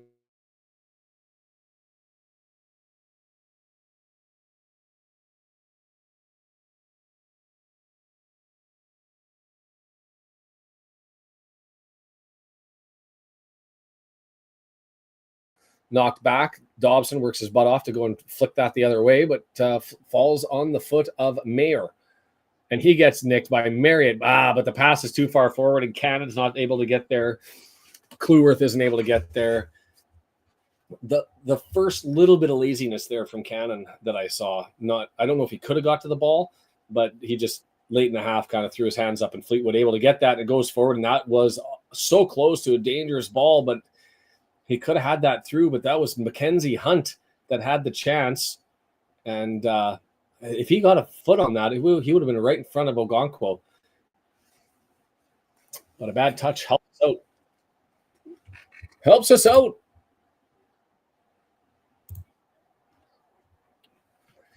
If you're watching on Facebook or Twitch or X, jump on over to YouTube while you're at it too, because that's really what I'm set up for.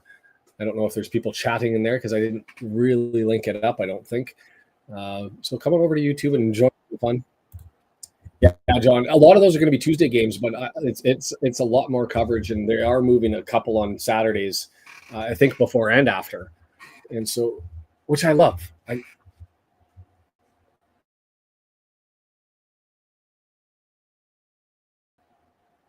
I absolutely love.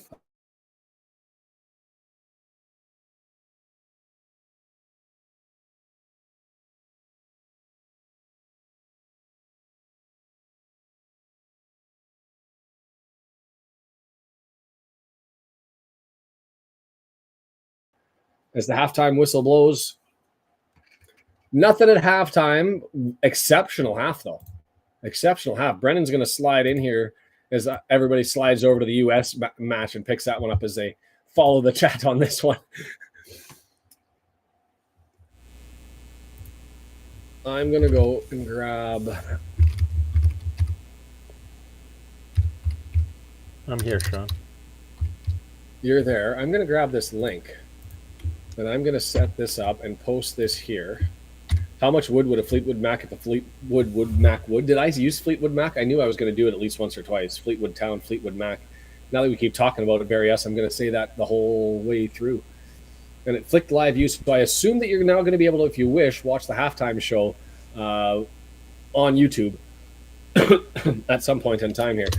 There's the link that I've put through to the merchandise, and I'm going to pin that momentarily once it gets through. Look, not obviously, I've said this before, not trying to get rich through this whole program, but people said they wanted some merch, and I said I was going to put it together, and so this is the site that I've put together with the on-demand stuff. I still have hats I'm working at that I'm going to improve that are going to have an embroidered thing.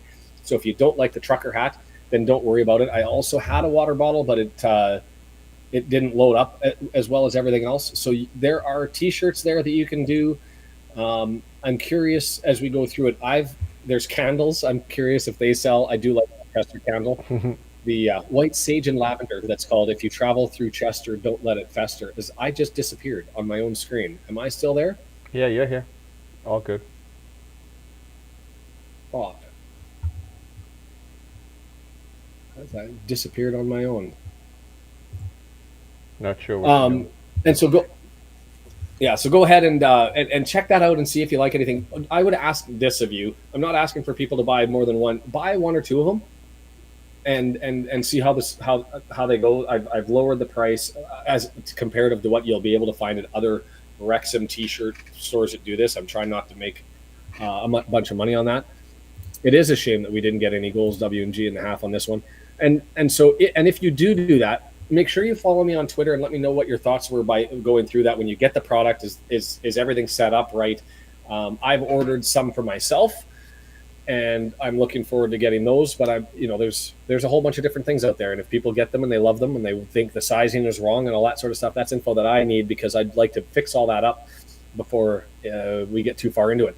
118 people watching now in a preseason match as we get to 123. Brendan, what did you think of that first half? Give us your thoughts.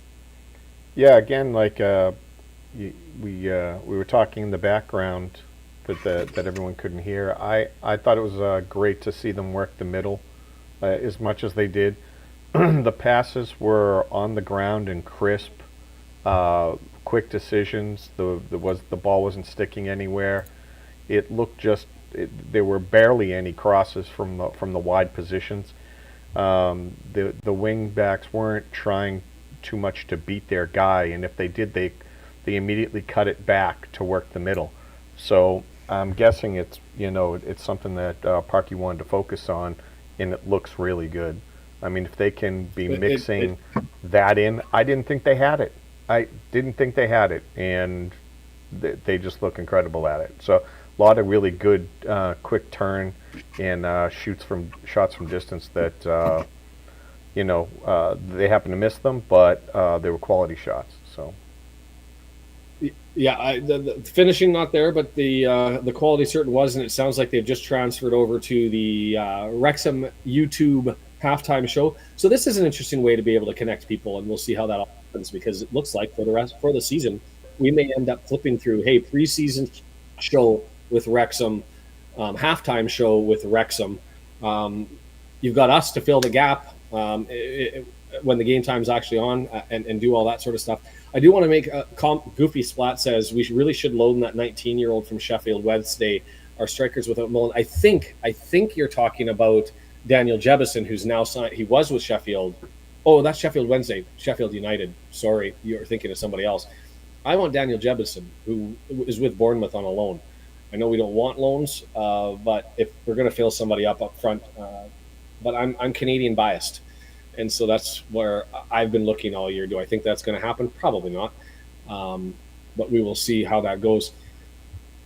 My, what do you think, Marriott? When we saw him on tour, he looked solid in the game that we were at, and consistently sort of troublesome.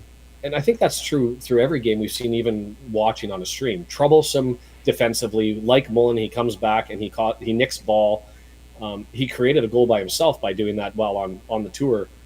We've seen 5 shots on goal from him this game, maybe 6, and they've been either powder puffs or they've missed. Does he have UK yips, or what? Do you see something that I don't? Like, what's the difference between Marriott on tour and Marriott at home? I don't know.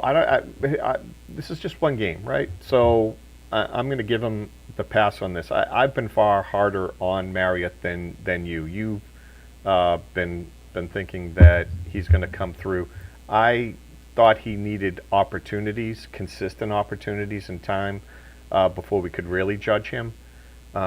He did put up the stats in League One in years past, but this is what we've seen of him, where he gets in positions and he doesn't finish. And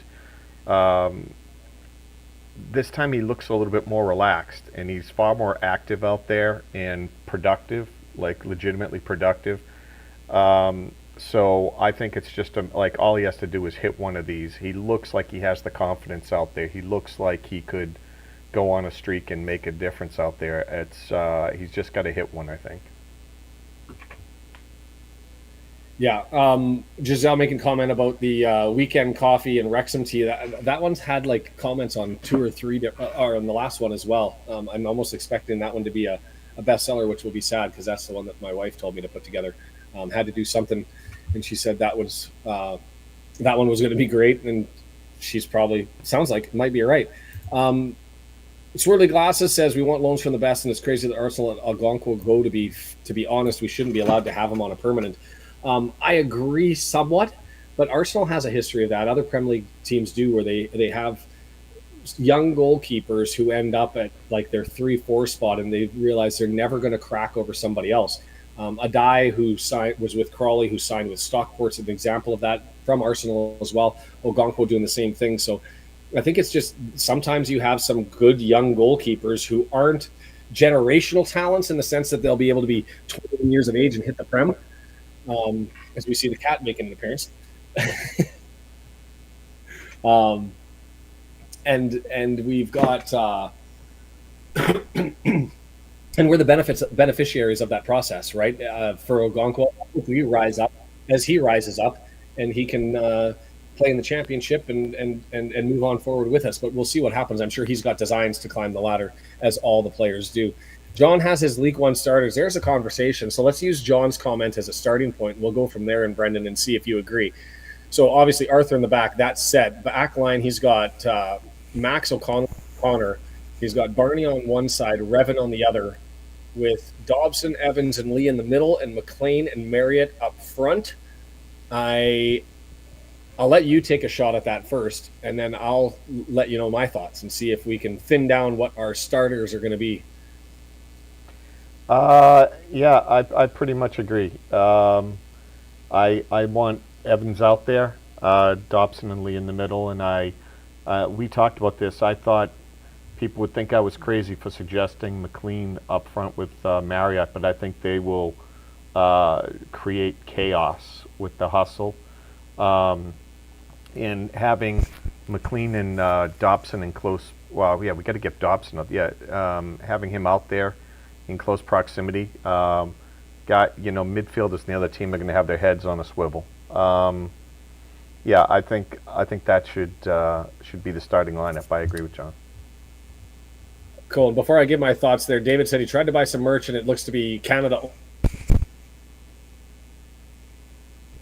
Canada only. That's only. I'll not have to nice. double check that. They only asked for my tax information. I'm trying.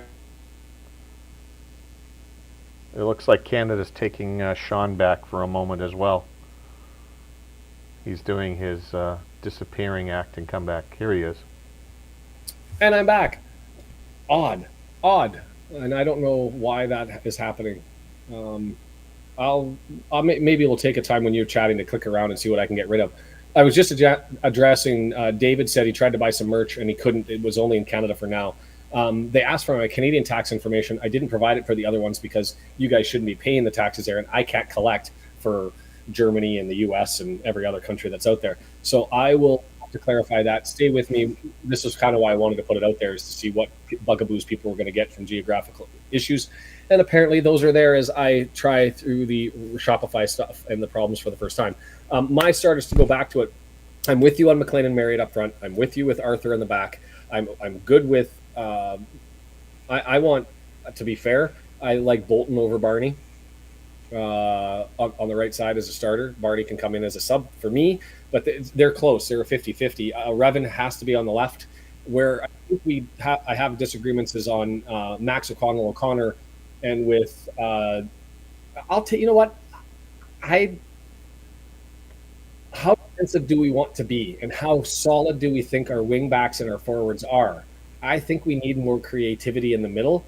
I would pull Dobson out. It will never happen. And put Evans in with Lee and Cannon. That's my preferred. Parkey won't go with that. I think he's going to go Dobson, Cannon, and Lee.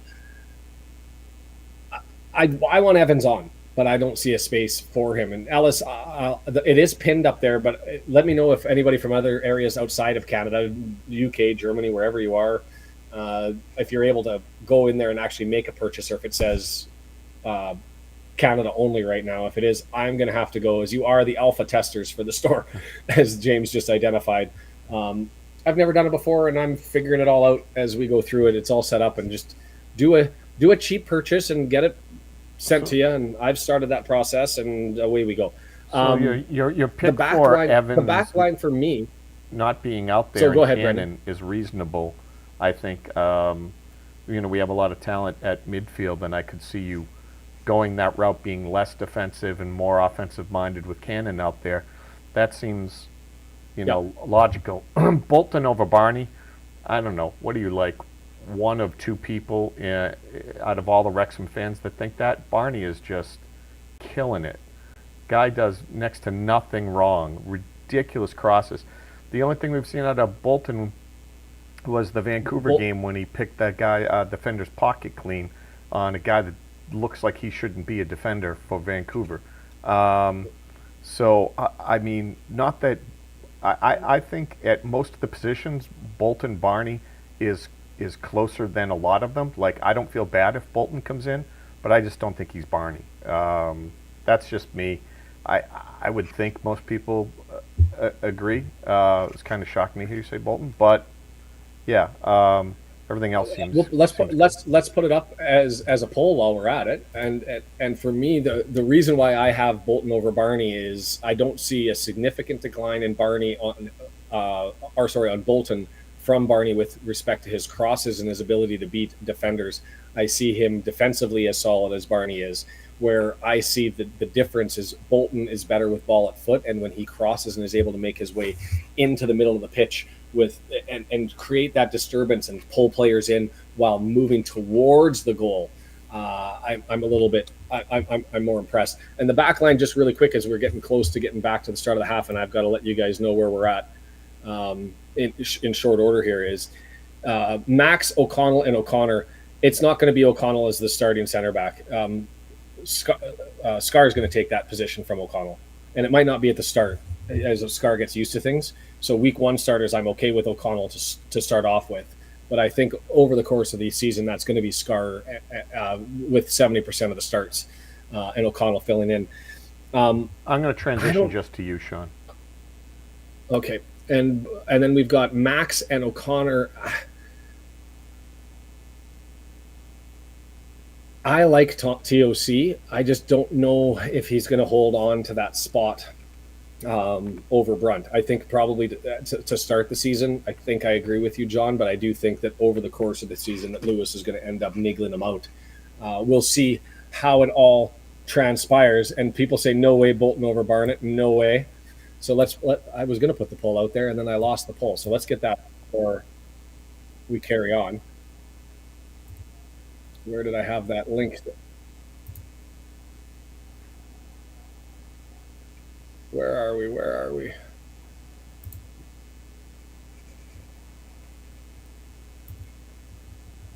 There we are.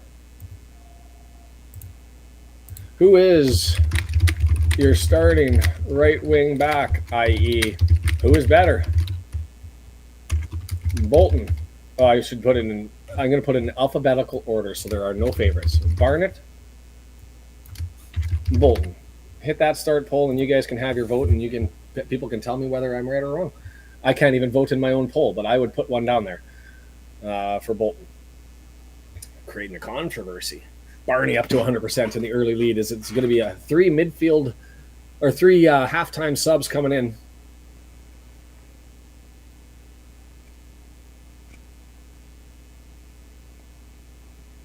Yeah, John, I appreciate that clarity. I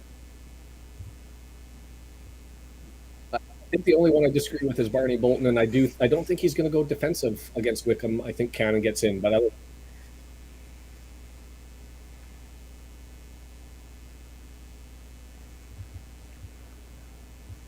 we shall see how the season transpires.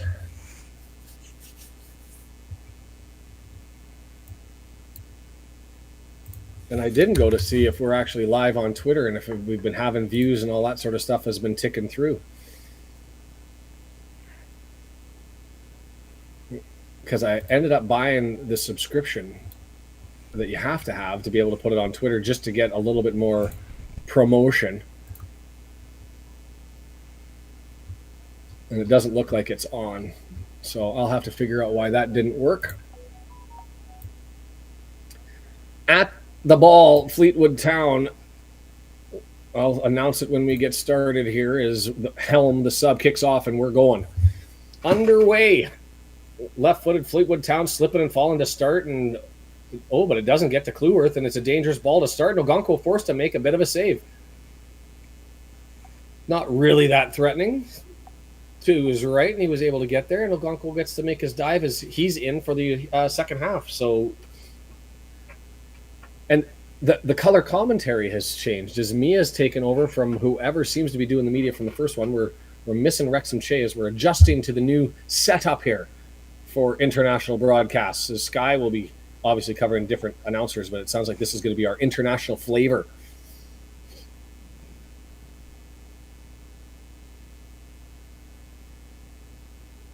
Back, midfield stripe, Cleworth with it, just back and forth between the midfield or between the defenders all the way over to TOC, 35 yards from our own goal, and bad pass.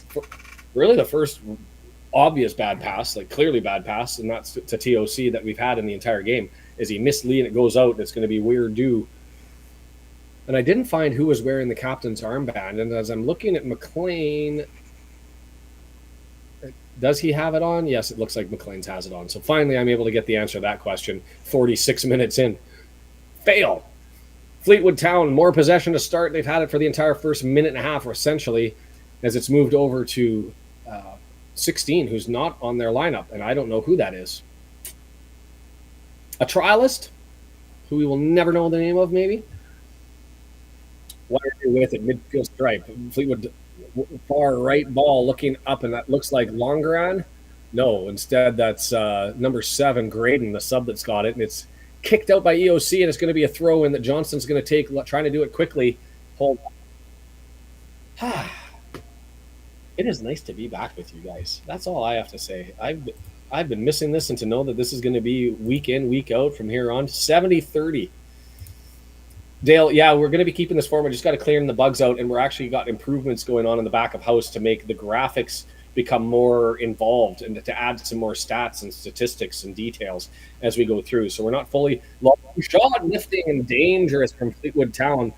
It was a good shot. It was rising the whole way through, so not really a challenge, but that came off the foot of their defender, Medley.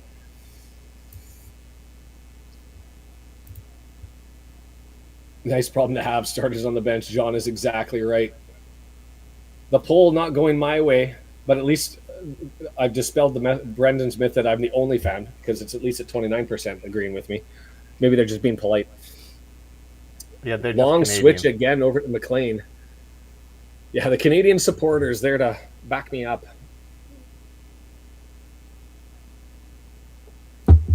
Wrexham 3 minutes in, not really rolling. It was a long cross switch. There was not much there. We've had the pass from TOC that went out, and so as a consequence of those two mistakes, it's been control. Because that's a dangerous ball right through the middle, and I don't think Lee hit Bond. 18-yard box. Lee coming back. It was a slow pass forward from Harrington, the goalkeeper, and it was dangerous because you could see Lee licking his chops, thinking he could get to the ball early. It says they clicked heels. I don't think they did. And I think that Lee would have had that in a dangerous territory. And maybe that's that MLS refereeing that I was talking to Brendan about, but where if anything looks abnormal, you just blow it down and give it to the defenders, even if it wasn't a foul or free kick warranted. Fleetwood Town with it now. Midfield stripe, swarmed, presses on, searching, trying to get it, and they're able to clear through to Weirdo. A nice tackle from him. They're number 4-on-4 running through 18-yard box, right-hand side. Fleetwood Town misses to the right-hand side. Dangerous on that one. O'Connor came forward, got the ball, but just hard tackle that came through, got to the ball first. Nothing wrong with the tackle on my end. And as a consequence, had O'Connor going one way, the ball, and everybody else going the other. And the mad rush was on from the midfield stripe forward. Gail, I am definitely watching the Canada-Germany game, even if I have to do it on my phone when I'm out with the lads. The frustration that I think that the Germans and the Americans have to have as a consequence of the 6-point deduction that we had, the U.S. had an easier path through, but they get Japan and then the winner of Canada-Germany. That's nasty. Where on the other side, Spain's laughing with a free pass almost all the way to the final. They get to play a third-place qualifier and then the best of a second-place team. They don't have to play a challenging team all the way through.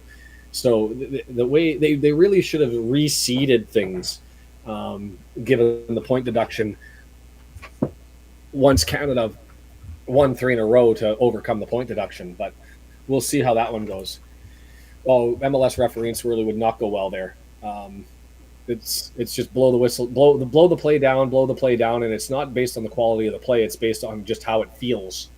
Lee nicked the ball beautifully and then got lazy and running back the other way and just gave it away. Fleetwood Town with it midfield stripe, and Cleworth intervened, grabbed it, and then lost it. Goes the other way, and Barney all the way back defensively. Give him a bonus point for that one. That was well done.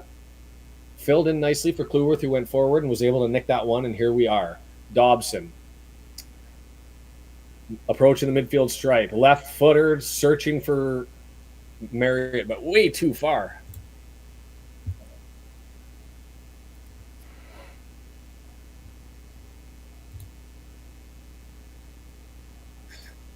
Logan, I don't know if you're talking 19-year-old or young loans.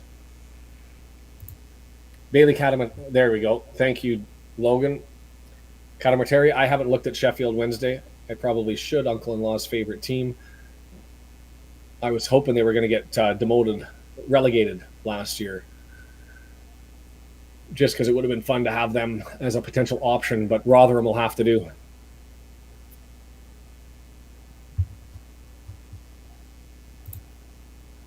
Lancashire, I've heard the interest in Jebison's name has been mentioned as a possible loan out. Who knows what his injury status is? He didn't look that good in the Bournemouth game that we played. He did look good for Sheffield in the game that we saw last year in the FA Cup.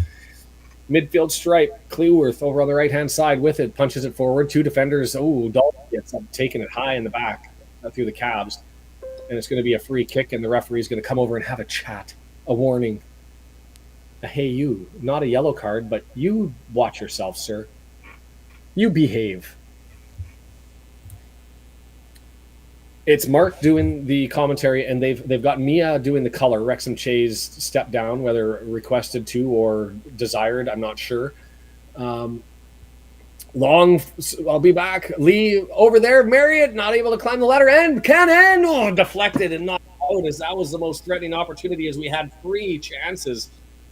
It was a header that couldn't go, so it was headed back over to the far post from Marriott with a header, and he tried to get it and didn't go, and it lands on the foot of Cannon about 17 yards out, and he loads the cannon, fires, and it hits, and short corner's taken as it goes out, and Lee pushes it far post way too far, and Harrington grabs it. So going back to, it is Mark who's doing the commentary, and then they've got a new media guy who's doing the color for the first half, and Mia's doing it for the second half, and that color commentary team is also filling in at the halftime in the pregame show that was available on YouTube. Really so I'm glad assuming that's how it's going to be all last season. year. She did a good job, Mia. And Mia cut her teeth last year, if you'll recall, during the women's matches, doing the color commentary with Mark, and then did a great job. And so it's nice to see her there. I don't know if she's playing as well on Sundays, but she's going to school right now. I think she's a little busy. Well, she stopped to go to school, I'm told, in the year. I thought that she may have been playing through that as well, but looks like she's doing. And it was friendly. It was Dalby's leg that got in the way. It looked like on that replay from the front, cleared the defenders, but Dalby on the right shin and then bounced up over top. I was surprised we got the corner off of it. Gail, we cheated. Canada cheated. We deserve a deduction. Give us 6 points. It doesn't matter. We overcame it. Do I think that everybody else is doing it? I think a lot of teams are doing it as well, but we got caught and whatever. So we serve our penalty. Still shocked that Uruguay hasn't been punished for anything during the Common Ball, but not a FIFA thing. So Dawn says she's doing uni too. So we'll follow that one along. And a fan of Mia's, Dobson tried to find Marriott ahead, couldn't, and it bounces back to McLean, who gets it forward. It's bounced around over to Lee, and they're into the 18-yard box, and it's cleared out, and it's going to be a throw from about 5 yards out. Mark just said, starting to get that pressure again, and I think he's right. They're starting to look more like we did in the first half as TOC looks to do the switch. Yeah, she was canned from Wrexham last year, but she moved down to another team in the lower division and played there. And I know she was going to uni. I thought she was still playing for that same team, and I can't remember who it was. But in any event, long searching ball, McLean there, a small collision. McLean just making sure to make contact with Harrington there, but not significant enough. And Fleetwood Town moves forward, and Dobson with the failed tackle, playing advantage, and he's going to let that go on as they move the ball all the way forward as Fleetwood Town off of Helm's foot. Helm gets it over. Mayer draws it back. Mayer gets it again, 35, 40 yards out. And they're setting up 5 players over there, looking to find some options. Oh, Don, and I accept that that's probably true, but we were the ones who were caught, and we did something that's illegal in flying drones in France. Look that up before you decide that you're going to do something that EOC gets clipped just a little tiny bit by Bonds. If Brendan was doing his flop counter, I think he's got to put that up for EOC. Oh, definitely. That was weak. And I hear him in the background. Oh, definitely. So that was a flop once we have the flop counter back. That, of course, being worked on in the background. And we're waiting for the referee to get this started. 56 minutes coming up and click for those purposes. Goofy Splat says they're interested in John McAtee. That's a name that's been out there. I'm expecting at least one more signing. They've been kind of sniffing around with 2. We've heard Jones is probably not going to be in the midfield and moving down. So, no, he's one of our own.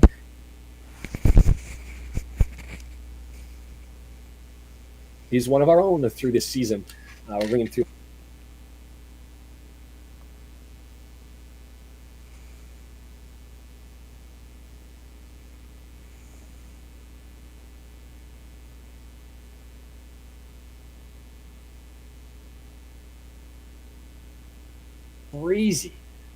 Crazy. There's lots in that kid. Is the Barnett pull getting a 77 over Bolton?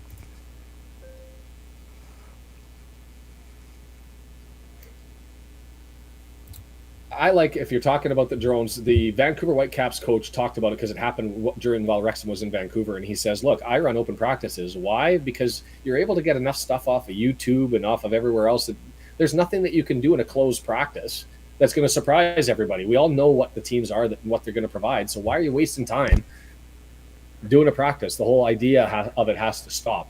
Different than what was in the email from Presman, the coach, who said it's the difference between the win and the loss and for the top 10 teams. Eek. Planned cheating by the Canadians. Who would have thunk it? But when you look at World War One, why do we have all of the human rights, the war rules we have, the, law, the laws of conflict, largely because of Canadians. We were not nice people. Oh, McLean gets it out, and it's going to be a free throw over for two. Fleetwood Town, 58.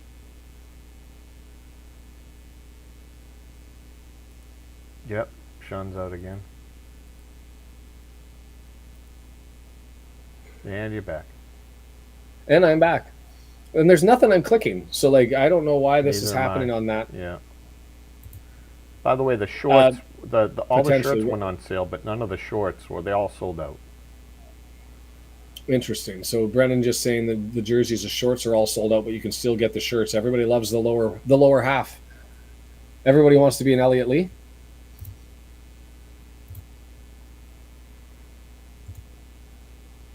By the way, I joined the Rob Ryan Red EFL Fantasy League. Thought you might want it too, and we could talk about it during each week. Eon Boys Jr., I don't know what you're asking there as to who's looked more promising so far. Are you asking, another long ball, searching forward, had 3 people missing there, but Weird Dude able to get Lee, try to nick it back, and he does, right outside the area, gets Marriott left footer, drawn in, and Dalby misses it with the right foot by a foot. And when I foot, I mean misses with his right foot by the distance of a foot. It was right there to be able to get it as Lee nicked it 19 yards out, just flicks it in the box to Mary, who crosses it for Dalby, and all the fans doing the same reaction that I was doing. Arms up, stretched out. Well done by Lee. Yikes, Colchester slamming the crap out of Cambridge. That ain't good. Just getting Marriott, header, there for Lee! Wow. Scramble, forces, deflected, and rolled. Just like died on the line right in front of the post on the left-hand side as we had 2-3 chances again to score and couldn't get it through. Cambridge is going to be horrible this year. I missed that one. So, Junior, you're going to have to tell me, Eon Boys, who's looked promising so far? Are we talking... I don't even know what IAWN could be. I'm looking around the keyboards. FYI, we are hearing Brendan as well. Uh-oh, I'm sorry. Now we know. I think that's because you've probably got it in OBS set up as your mic and not through Ninja. I will mute myself. My bad. You don't have to. You can add your contributing little 2 cents, or we can figure it out and get it set up so you can be into my ear. All right. Graydon pushes the ball forward, gets past EOC, who takes a tumble, but Max is there in defense, and then the long ball, little flicked on. Can it stay in? Yes. Oh, the flag goes up. I don't know. Show me a sideline view. I thought Cannon kept that in, would have had like a 2-on-1 with some distance.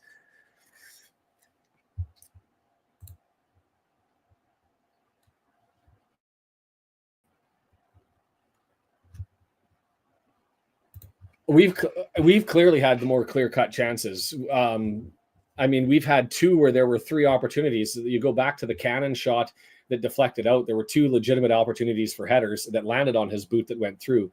And then on that opportunity, that was Marriott Lee that ended up having opportunities. And the ball deflected again off of a defender, but just spun itself over towards the post and never went in. We've been around.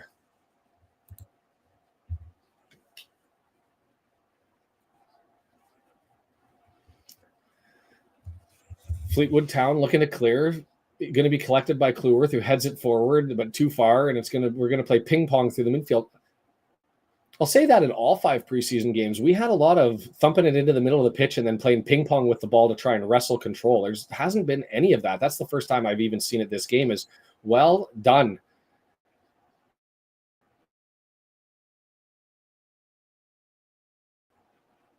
I'll give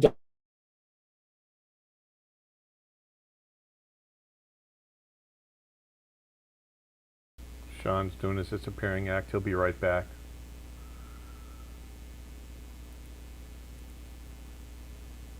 Weather guy, There he is. when I come back. Weather guy, thank you for that one. Is Fleetwood Town coming all the way through and misses right footer? We're going to have to test this, Brendan, afterwards to figure out exactly why I keep flicking in and out. I've closed all of the unneeded. Let's close that one off. Let's close that one off. And I've been in the stream or in the whole time, and it's all green lights for me. So I don't know what's going on. Yeah, there you go, Goofy. Unless Goofy could be cursing at us all, and we wouldn't have any idea.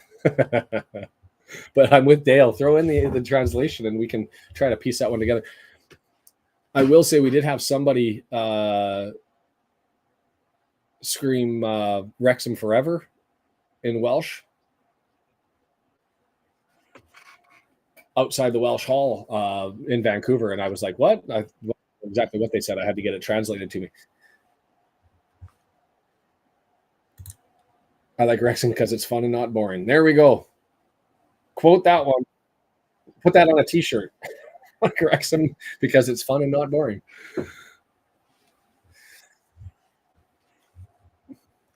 That would be good to have some Welsh.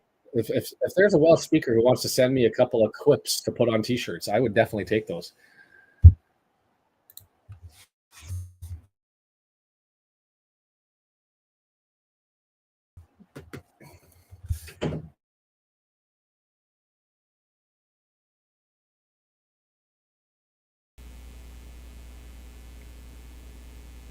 Sean will be right back as usual.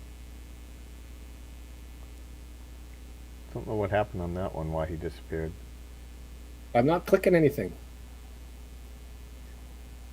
Keeps putting you in timeout, I guess.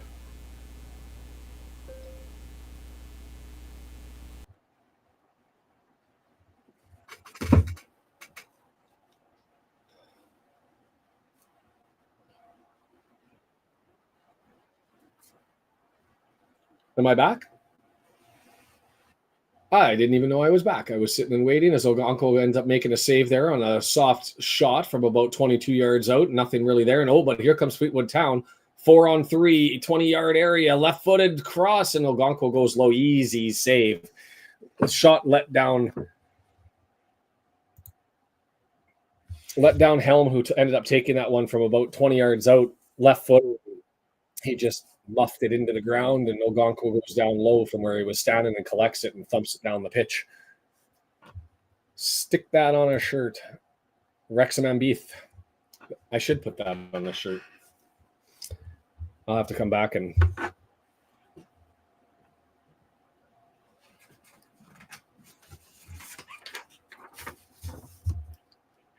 that's what I think we were told. Wrexham forever, Wrexham Ambith. And I didn't hear what it was. I just knew it wasn't English, and I turned around and went, huh? The most unintelligent response that any man could ever have. Lee ends up bounces it. He pulled it down with his. Lee doesn't like the call, but he did end up making it into the left leg and pulled him down as Lee spun away from with the ball on a nice little steal and then loses it, goes to take it back as the Mosquitoes make their appearance. Fleetwood Town with it now. Dobson, nice little tackle, shoulder charge, gets it back. Marriott, left-hand side, trying to beat Wiredu. Wiredu steps in front of him. Marriott standing and going around, and Wiredu lets them battle. Wiredu wins it, and away they go. Fleetwood Town turning the other way. Subs are getting lined up for both teams.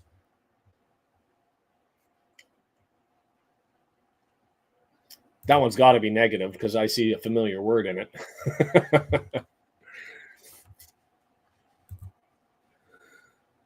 Fleetwood way more possession this one. Palmer and Ravan. Although Mark called him Revan. But I think everywhere else called him Ravan. If anybody has what the correct pronunciation is, I haven't heard Revan until Mark just said it. Broom, right-hand side, able to get it across, but not there. Easily collected by Ogonko. Dobson through the middle of the pitch, moves it up forward. Marriott moving it on. Not much there. While you're here, and if you're new, like, subscribe, let the analytics know that we're here.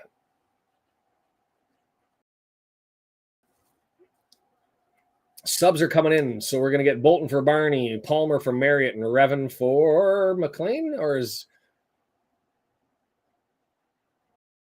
Palmer and Dalby up front? All right. Revan makes his way on. We'll find out if he's taking over from McLean on the left-hand side, because I didn't see McLean go off.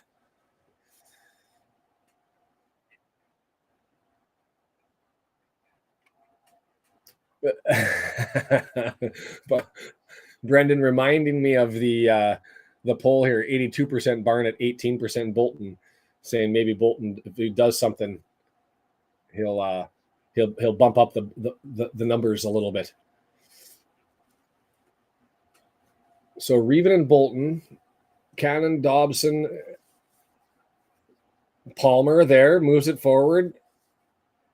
Is it Lee moving forward with or McLean? Because McLean's still over on that left-hand side with Revan in that spot that Lee normally would occupy. So I don't know if they just got out of position and they're filling the gaps, or if that's intentional. We'll figure that out. Is it McLean in the central midfield and Lee playing as top two with Palmer? It looks to me like that's the case. Lee and Palmer up front now. Left-footed, we're 30 yards out, going to get a free kick. So it'll be a left-footed in swinger as all the bodies move forward. EOC's running, trying to get around to the far post. Seb is just easier, reminds John. Flicked onto the far post. It's down for, can we hammer that one home? And we don't, Cannon. And we're going to get a corner off of that one as that's easily blocked and goes out. Jill and Jake, thanks for joining. Appreciate you. Loving those subscribes and the like buttons and filling this one up as we get things ready for real in a week. Short corner, we're doing that's the second short corner, and geez. I mean, that's a foul, but you can't call that in the box, and it was in the 18-yard box where Palmer got pulled down. Header off the crossbar, it's down, scores!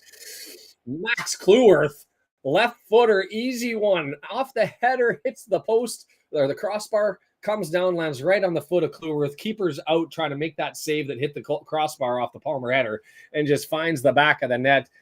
Brandon, you can put that up on the scoreboard. 1-0 for the good guys. You know what? You keep coming at them. And to be fair, the second half, we haven't as much as the first half. But that was well done on the crossover. Palmer gets up after the foul. O'Connor sends it up in the air. Oh, and it wasn't the Palmer header, sorry. It was O'Connell header off the crossbar, and standing to his right was Cleworth, and it hits the crossbar, comes back onto his foot, and away it goes. So that was Palmer with the effort. He did get back into the play after getting dragged down. Easy as. And I was saying about Palmer getting dragged down. Anywhere else on the pitch, that would have been a foul. But you can't call it because the ball was so far gone. You can't give a penalty there. When the ball was already rolling all the way out to the wings, where it was collected neatly by O'Connor.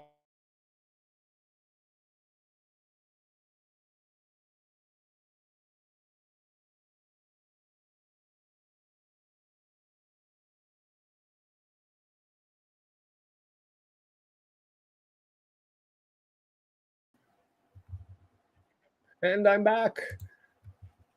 I do apologize for the whole thing. It is what it is.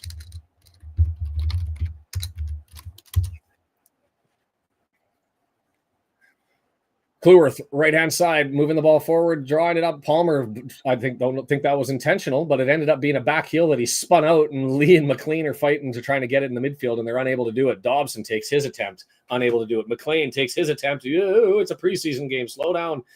There's no stopping both McLean and Dobson with the hard tackles, and they end up earning a throw-in over on the left-hand side. We refuse to go easy. 72-minute mark just passed. O'Connell with it, middle of the pitch. Hello from Blackpool. Sarah, nice to see you. Going to be interesting to see. I'm assuming that you're going to try and get tickets for Blackpool and Wrexham. Yeah, Michael, we're fighting it, and to be fair, don't know exactly what's happening because everything on my end says it's green lights. He's got green lights on his end, and there's a gremlin somewhere. And so we'll have to figure it out probably when this thing is all said and done and do a longer test before we get the Wickham game. And hopefully sometime soon, Revan, left-hand side, drawing it back. He's got it, 18-yard box. Ross pulls back to McLean, who's working with him. Left sweep in. Palmer pulled down. No call. 3 defenders there around him. And they're able to knock it out, but not all the way clear as it's pushed over to Bolton. Bolton, left-hand side, spinning. Draws it back, plays it to Cleworth, crosses over to the far post, and Harrington just comes out, and I believe that's still Harrington. It looks like it. Number 1, it is. I know that Sarah has been here for a while, and so I'm just assuming with the hello from Blackpool, either she's there, and I didn't know where her location was before, to be fair.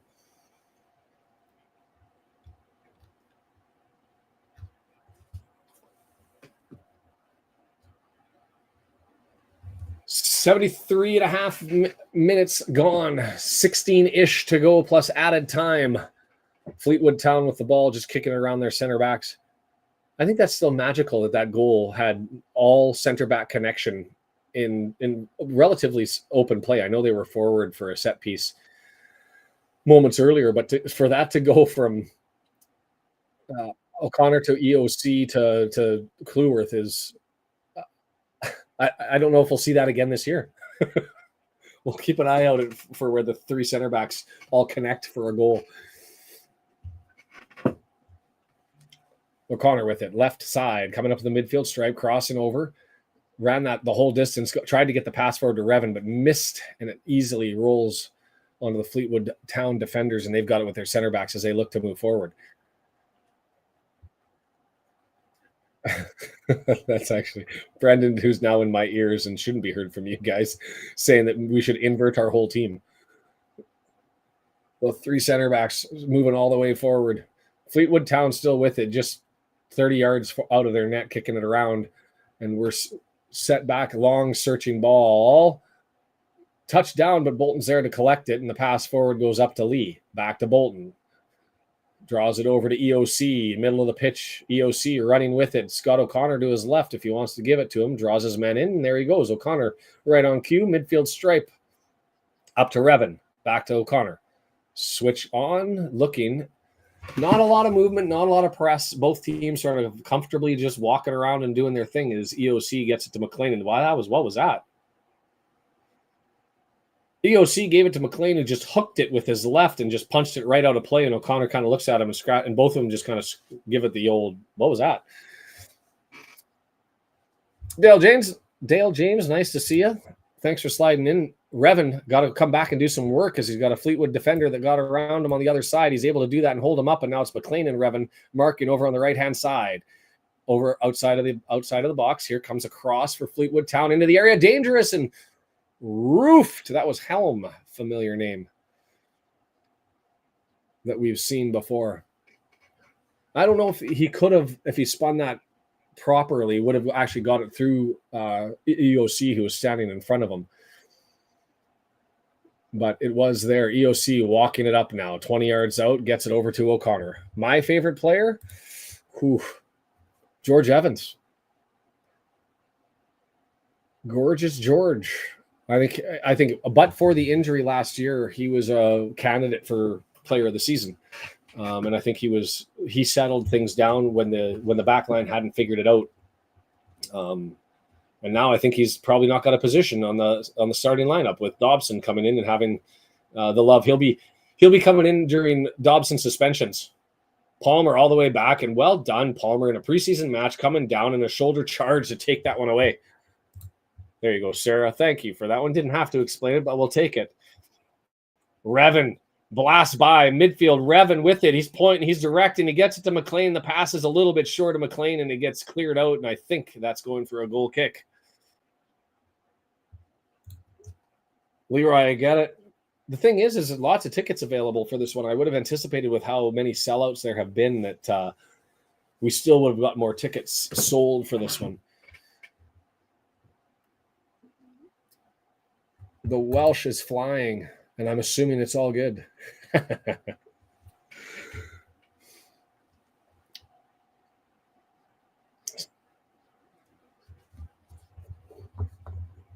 Fleetwood Town with it, got a sub who's making his way down to get ready. And it's just kicking it around in the center between the center backs. No press at all. Just shape kept. 2-3-5. Dobson in the middle, Cannon on the right, McLean on the left of the midfield, and Palmer and Lee up front. Can I think of a game where we've had Lee as one of the strike pairing? I can't. But I guess if you're testing things, yeah. Even for a moment in time, I think we've always ended up having two, and I think that speaks volumes for what's going to happen to Bickerstaff if he doesn't find his way in, and it's Lee who ends up being tested. And that is a good poll. Let's bring that one up.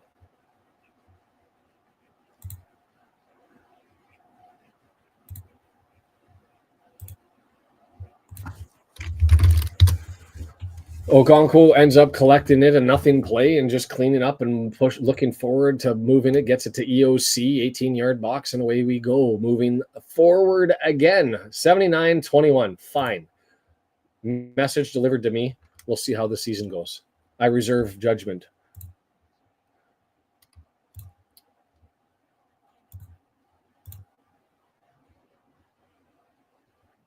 There's the end of that poll, and we're going to go starting a new poll. Who gets more? I won't say wins or loses. Who gets more? Boyle coming on, so we're going to get a sub in the back line. Who gets more yellow cards this season?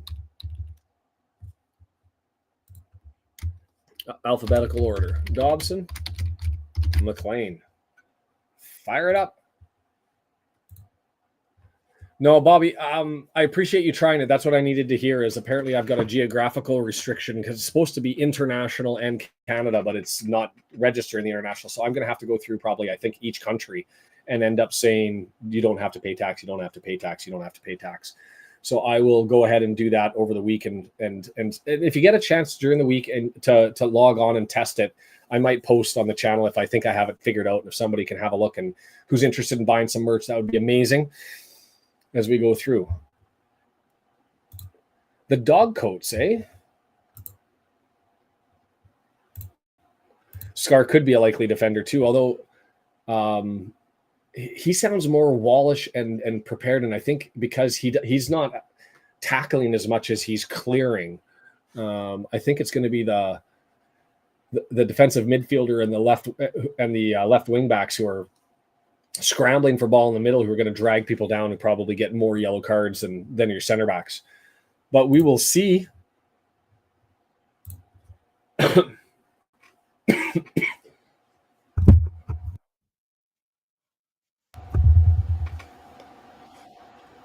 Fleetwood Town making their way down. They showed actually a fair amount of fans in there, a couple hundred, it looked like, as Cannon gets it, 18-yard box over to Bolton. Bolton looking, draws it on back, gets it to Dobson. Dobson switches on. Boyle, left foot, moves it straight forward to Palmer, who flicks it to McLean, left-footed, crosses it back, and too fine. Too fine on the pullback through the 18-yard box. Palmer couldn't get there. It was too far ahead of him, and Lee had gone too far forward. So, yeah, no, I've got that, guys. I'm going to fix that, and we'll post and get that figured out. So,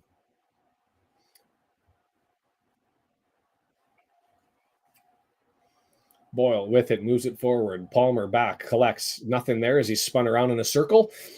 Draws it back to Boyle. EOC, middle of the pitch. Staring. McLean across the midfield stripe, moving it forward. He draws it into Lee in the middle of the pitch. Palmer in the middle of the pitch. And he's not able to draw it back to Dobson. Well tackled, and here comes Fleetwood Town the other way.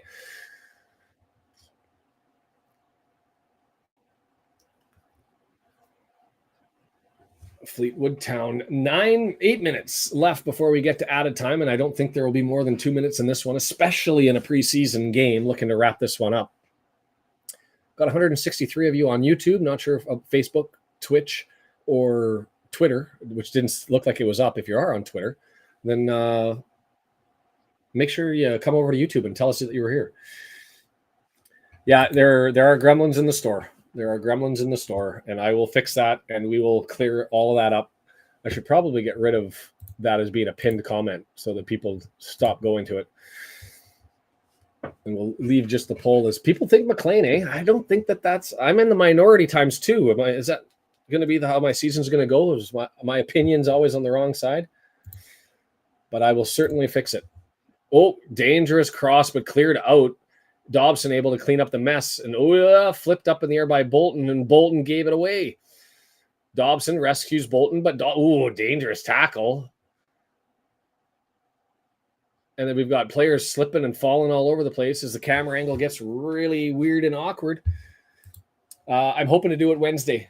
For Wickham, maybe earlier because it's the first one. We'll see. Actually, it's a long weekend, so maybe I'll try it for Monday, and then get the Sheffield one prepared and ready to go. I'm thinking I'm going to be doing them live or live-ish, recorded anyway on Wednesday nights, and then just put them out there for everybody. So I do want to get them at least 48 hours before. That'll be the goal. They won't be as polished as last year, but they will be organic and hopefully have similar content. That, Don, I can actually see that.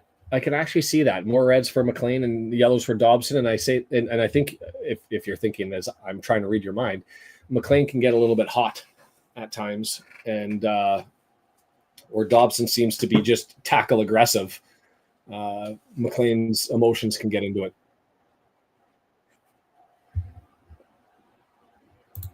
I had a blast, Puffer, at the Vancouver game. Other than the crowd not getting into it, and the boy that I won't mock because he was young and he was excitable with the "Let's Go Wrexham" chant, which kind of made me shudder a little bit.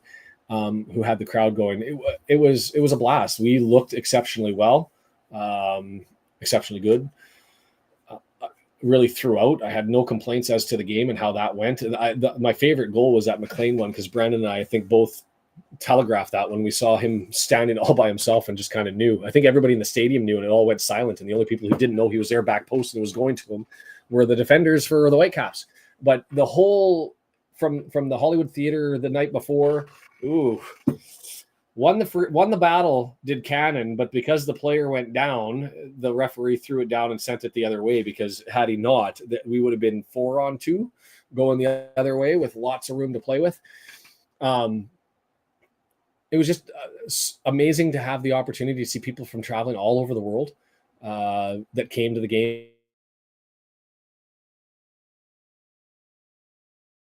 People from Wrexham that came to the game, people from the local area.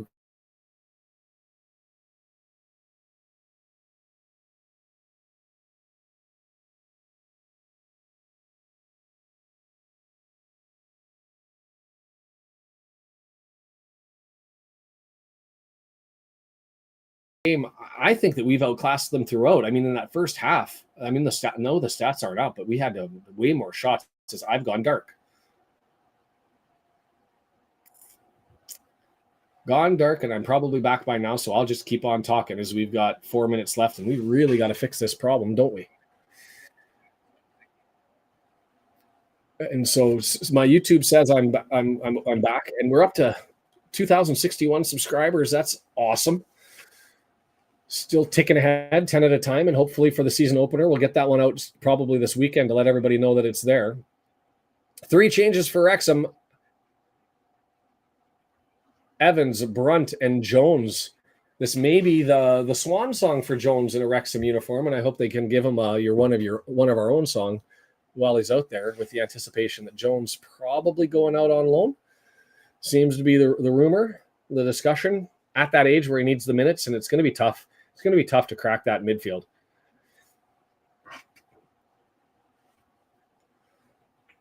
And so Brunt into the middle, taking over for O'Connell.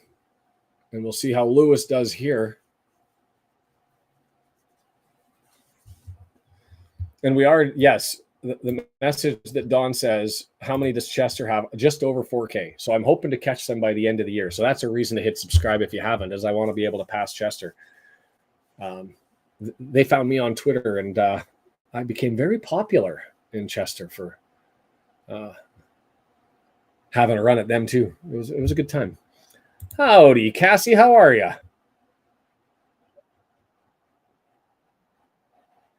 Fair enough. Fair enough. I mean, it's don't attack the substance. Just go with the expletives. Oh, but it's banter. I like a little wit with my banter, but that's just me. Yeah, we didn't anticipate the game to be streamed. It was sort of I think it was 2-3 days ago I checked it, and Brendan, I think, did the same thing, and we were like, all right, not streamed. They're fair enough. We won't cover it. And then all of a sudden yesterday at work, it showed and it popped up. So thanks, James, for jumping on. And so it is what it is.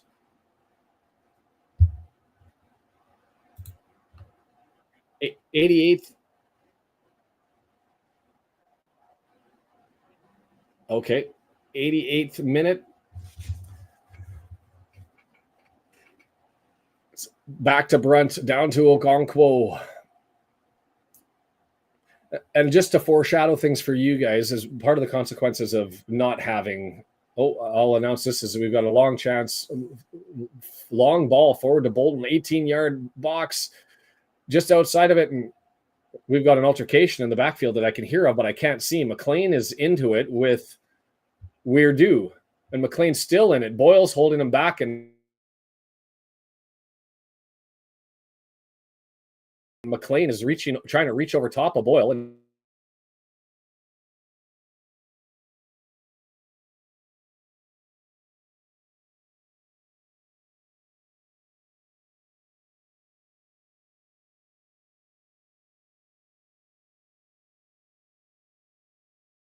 but I've no idea. Marcelo from Uruguay.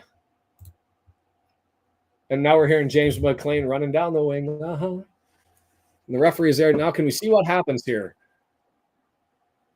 So it looked like that was that clearance off of the right that McLean didn't like and probably had some weird words for it. I don't think there was much in it as McLean gets his yellow card. And he's going to show Weirdo. And McLean gives him a little right as he goes by Weirdo, and Weirdo turns around and says, what the hell was that? So that was the right kick there, and it got him in the midsection. McLean turns around and grabs him by the jersey, and they start grabbing each other, and they get into close quarters. Perfect timing for the last pull. That one doesn't count, though. Preseason.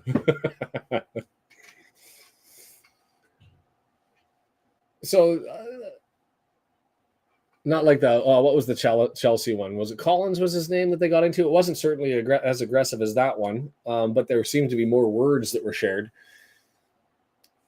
Sarah, see, that's interesting because they had Wrexham Lager for Rob and Ryan to drink. So somebody brought it in but they put it into BC Place. And if they put it into BC Place, I think it has to have a skew. So somebody, and I saw a tweet that said Wrexham making its debut in Canada.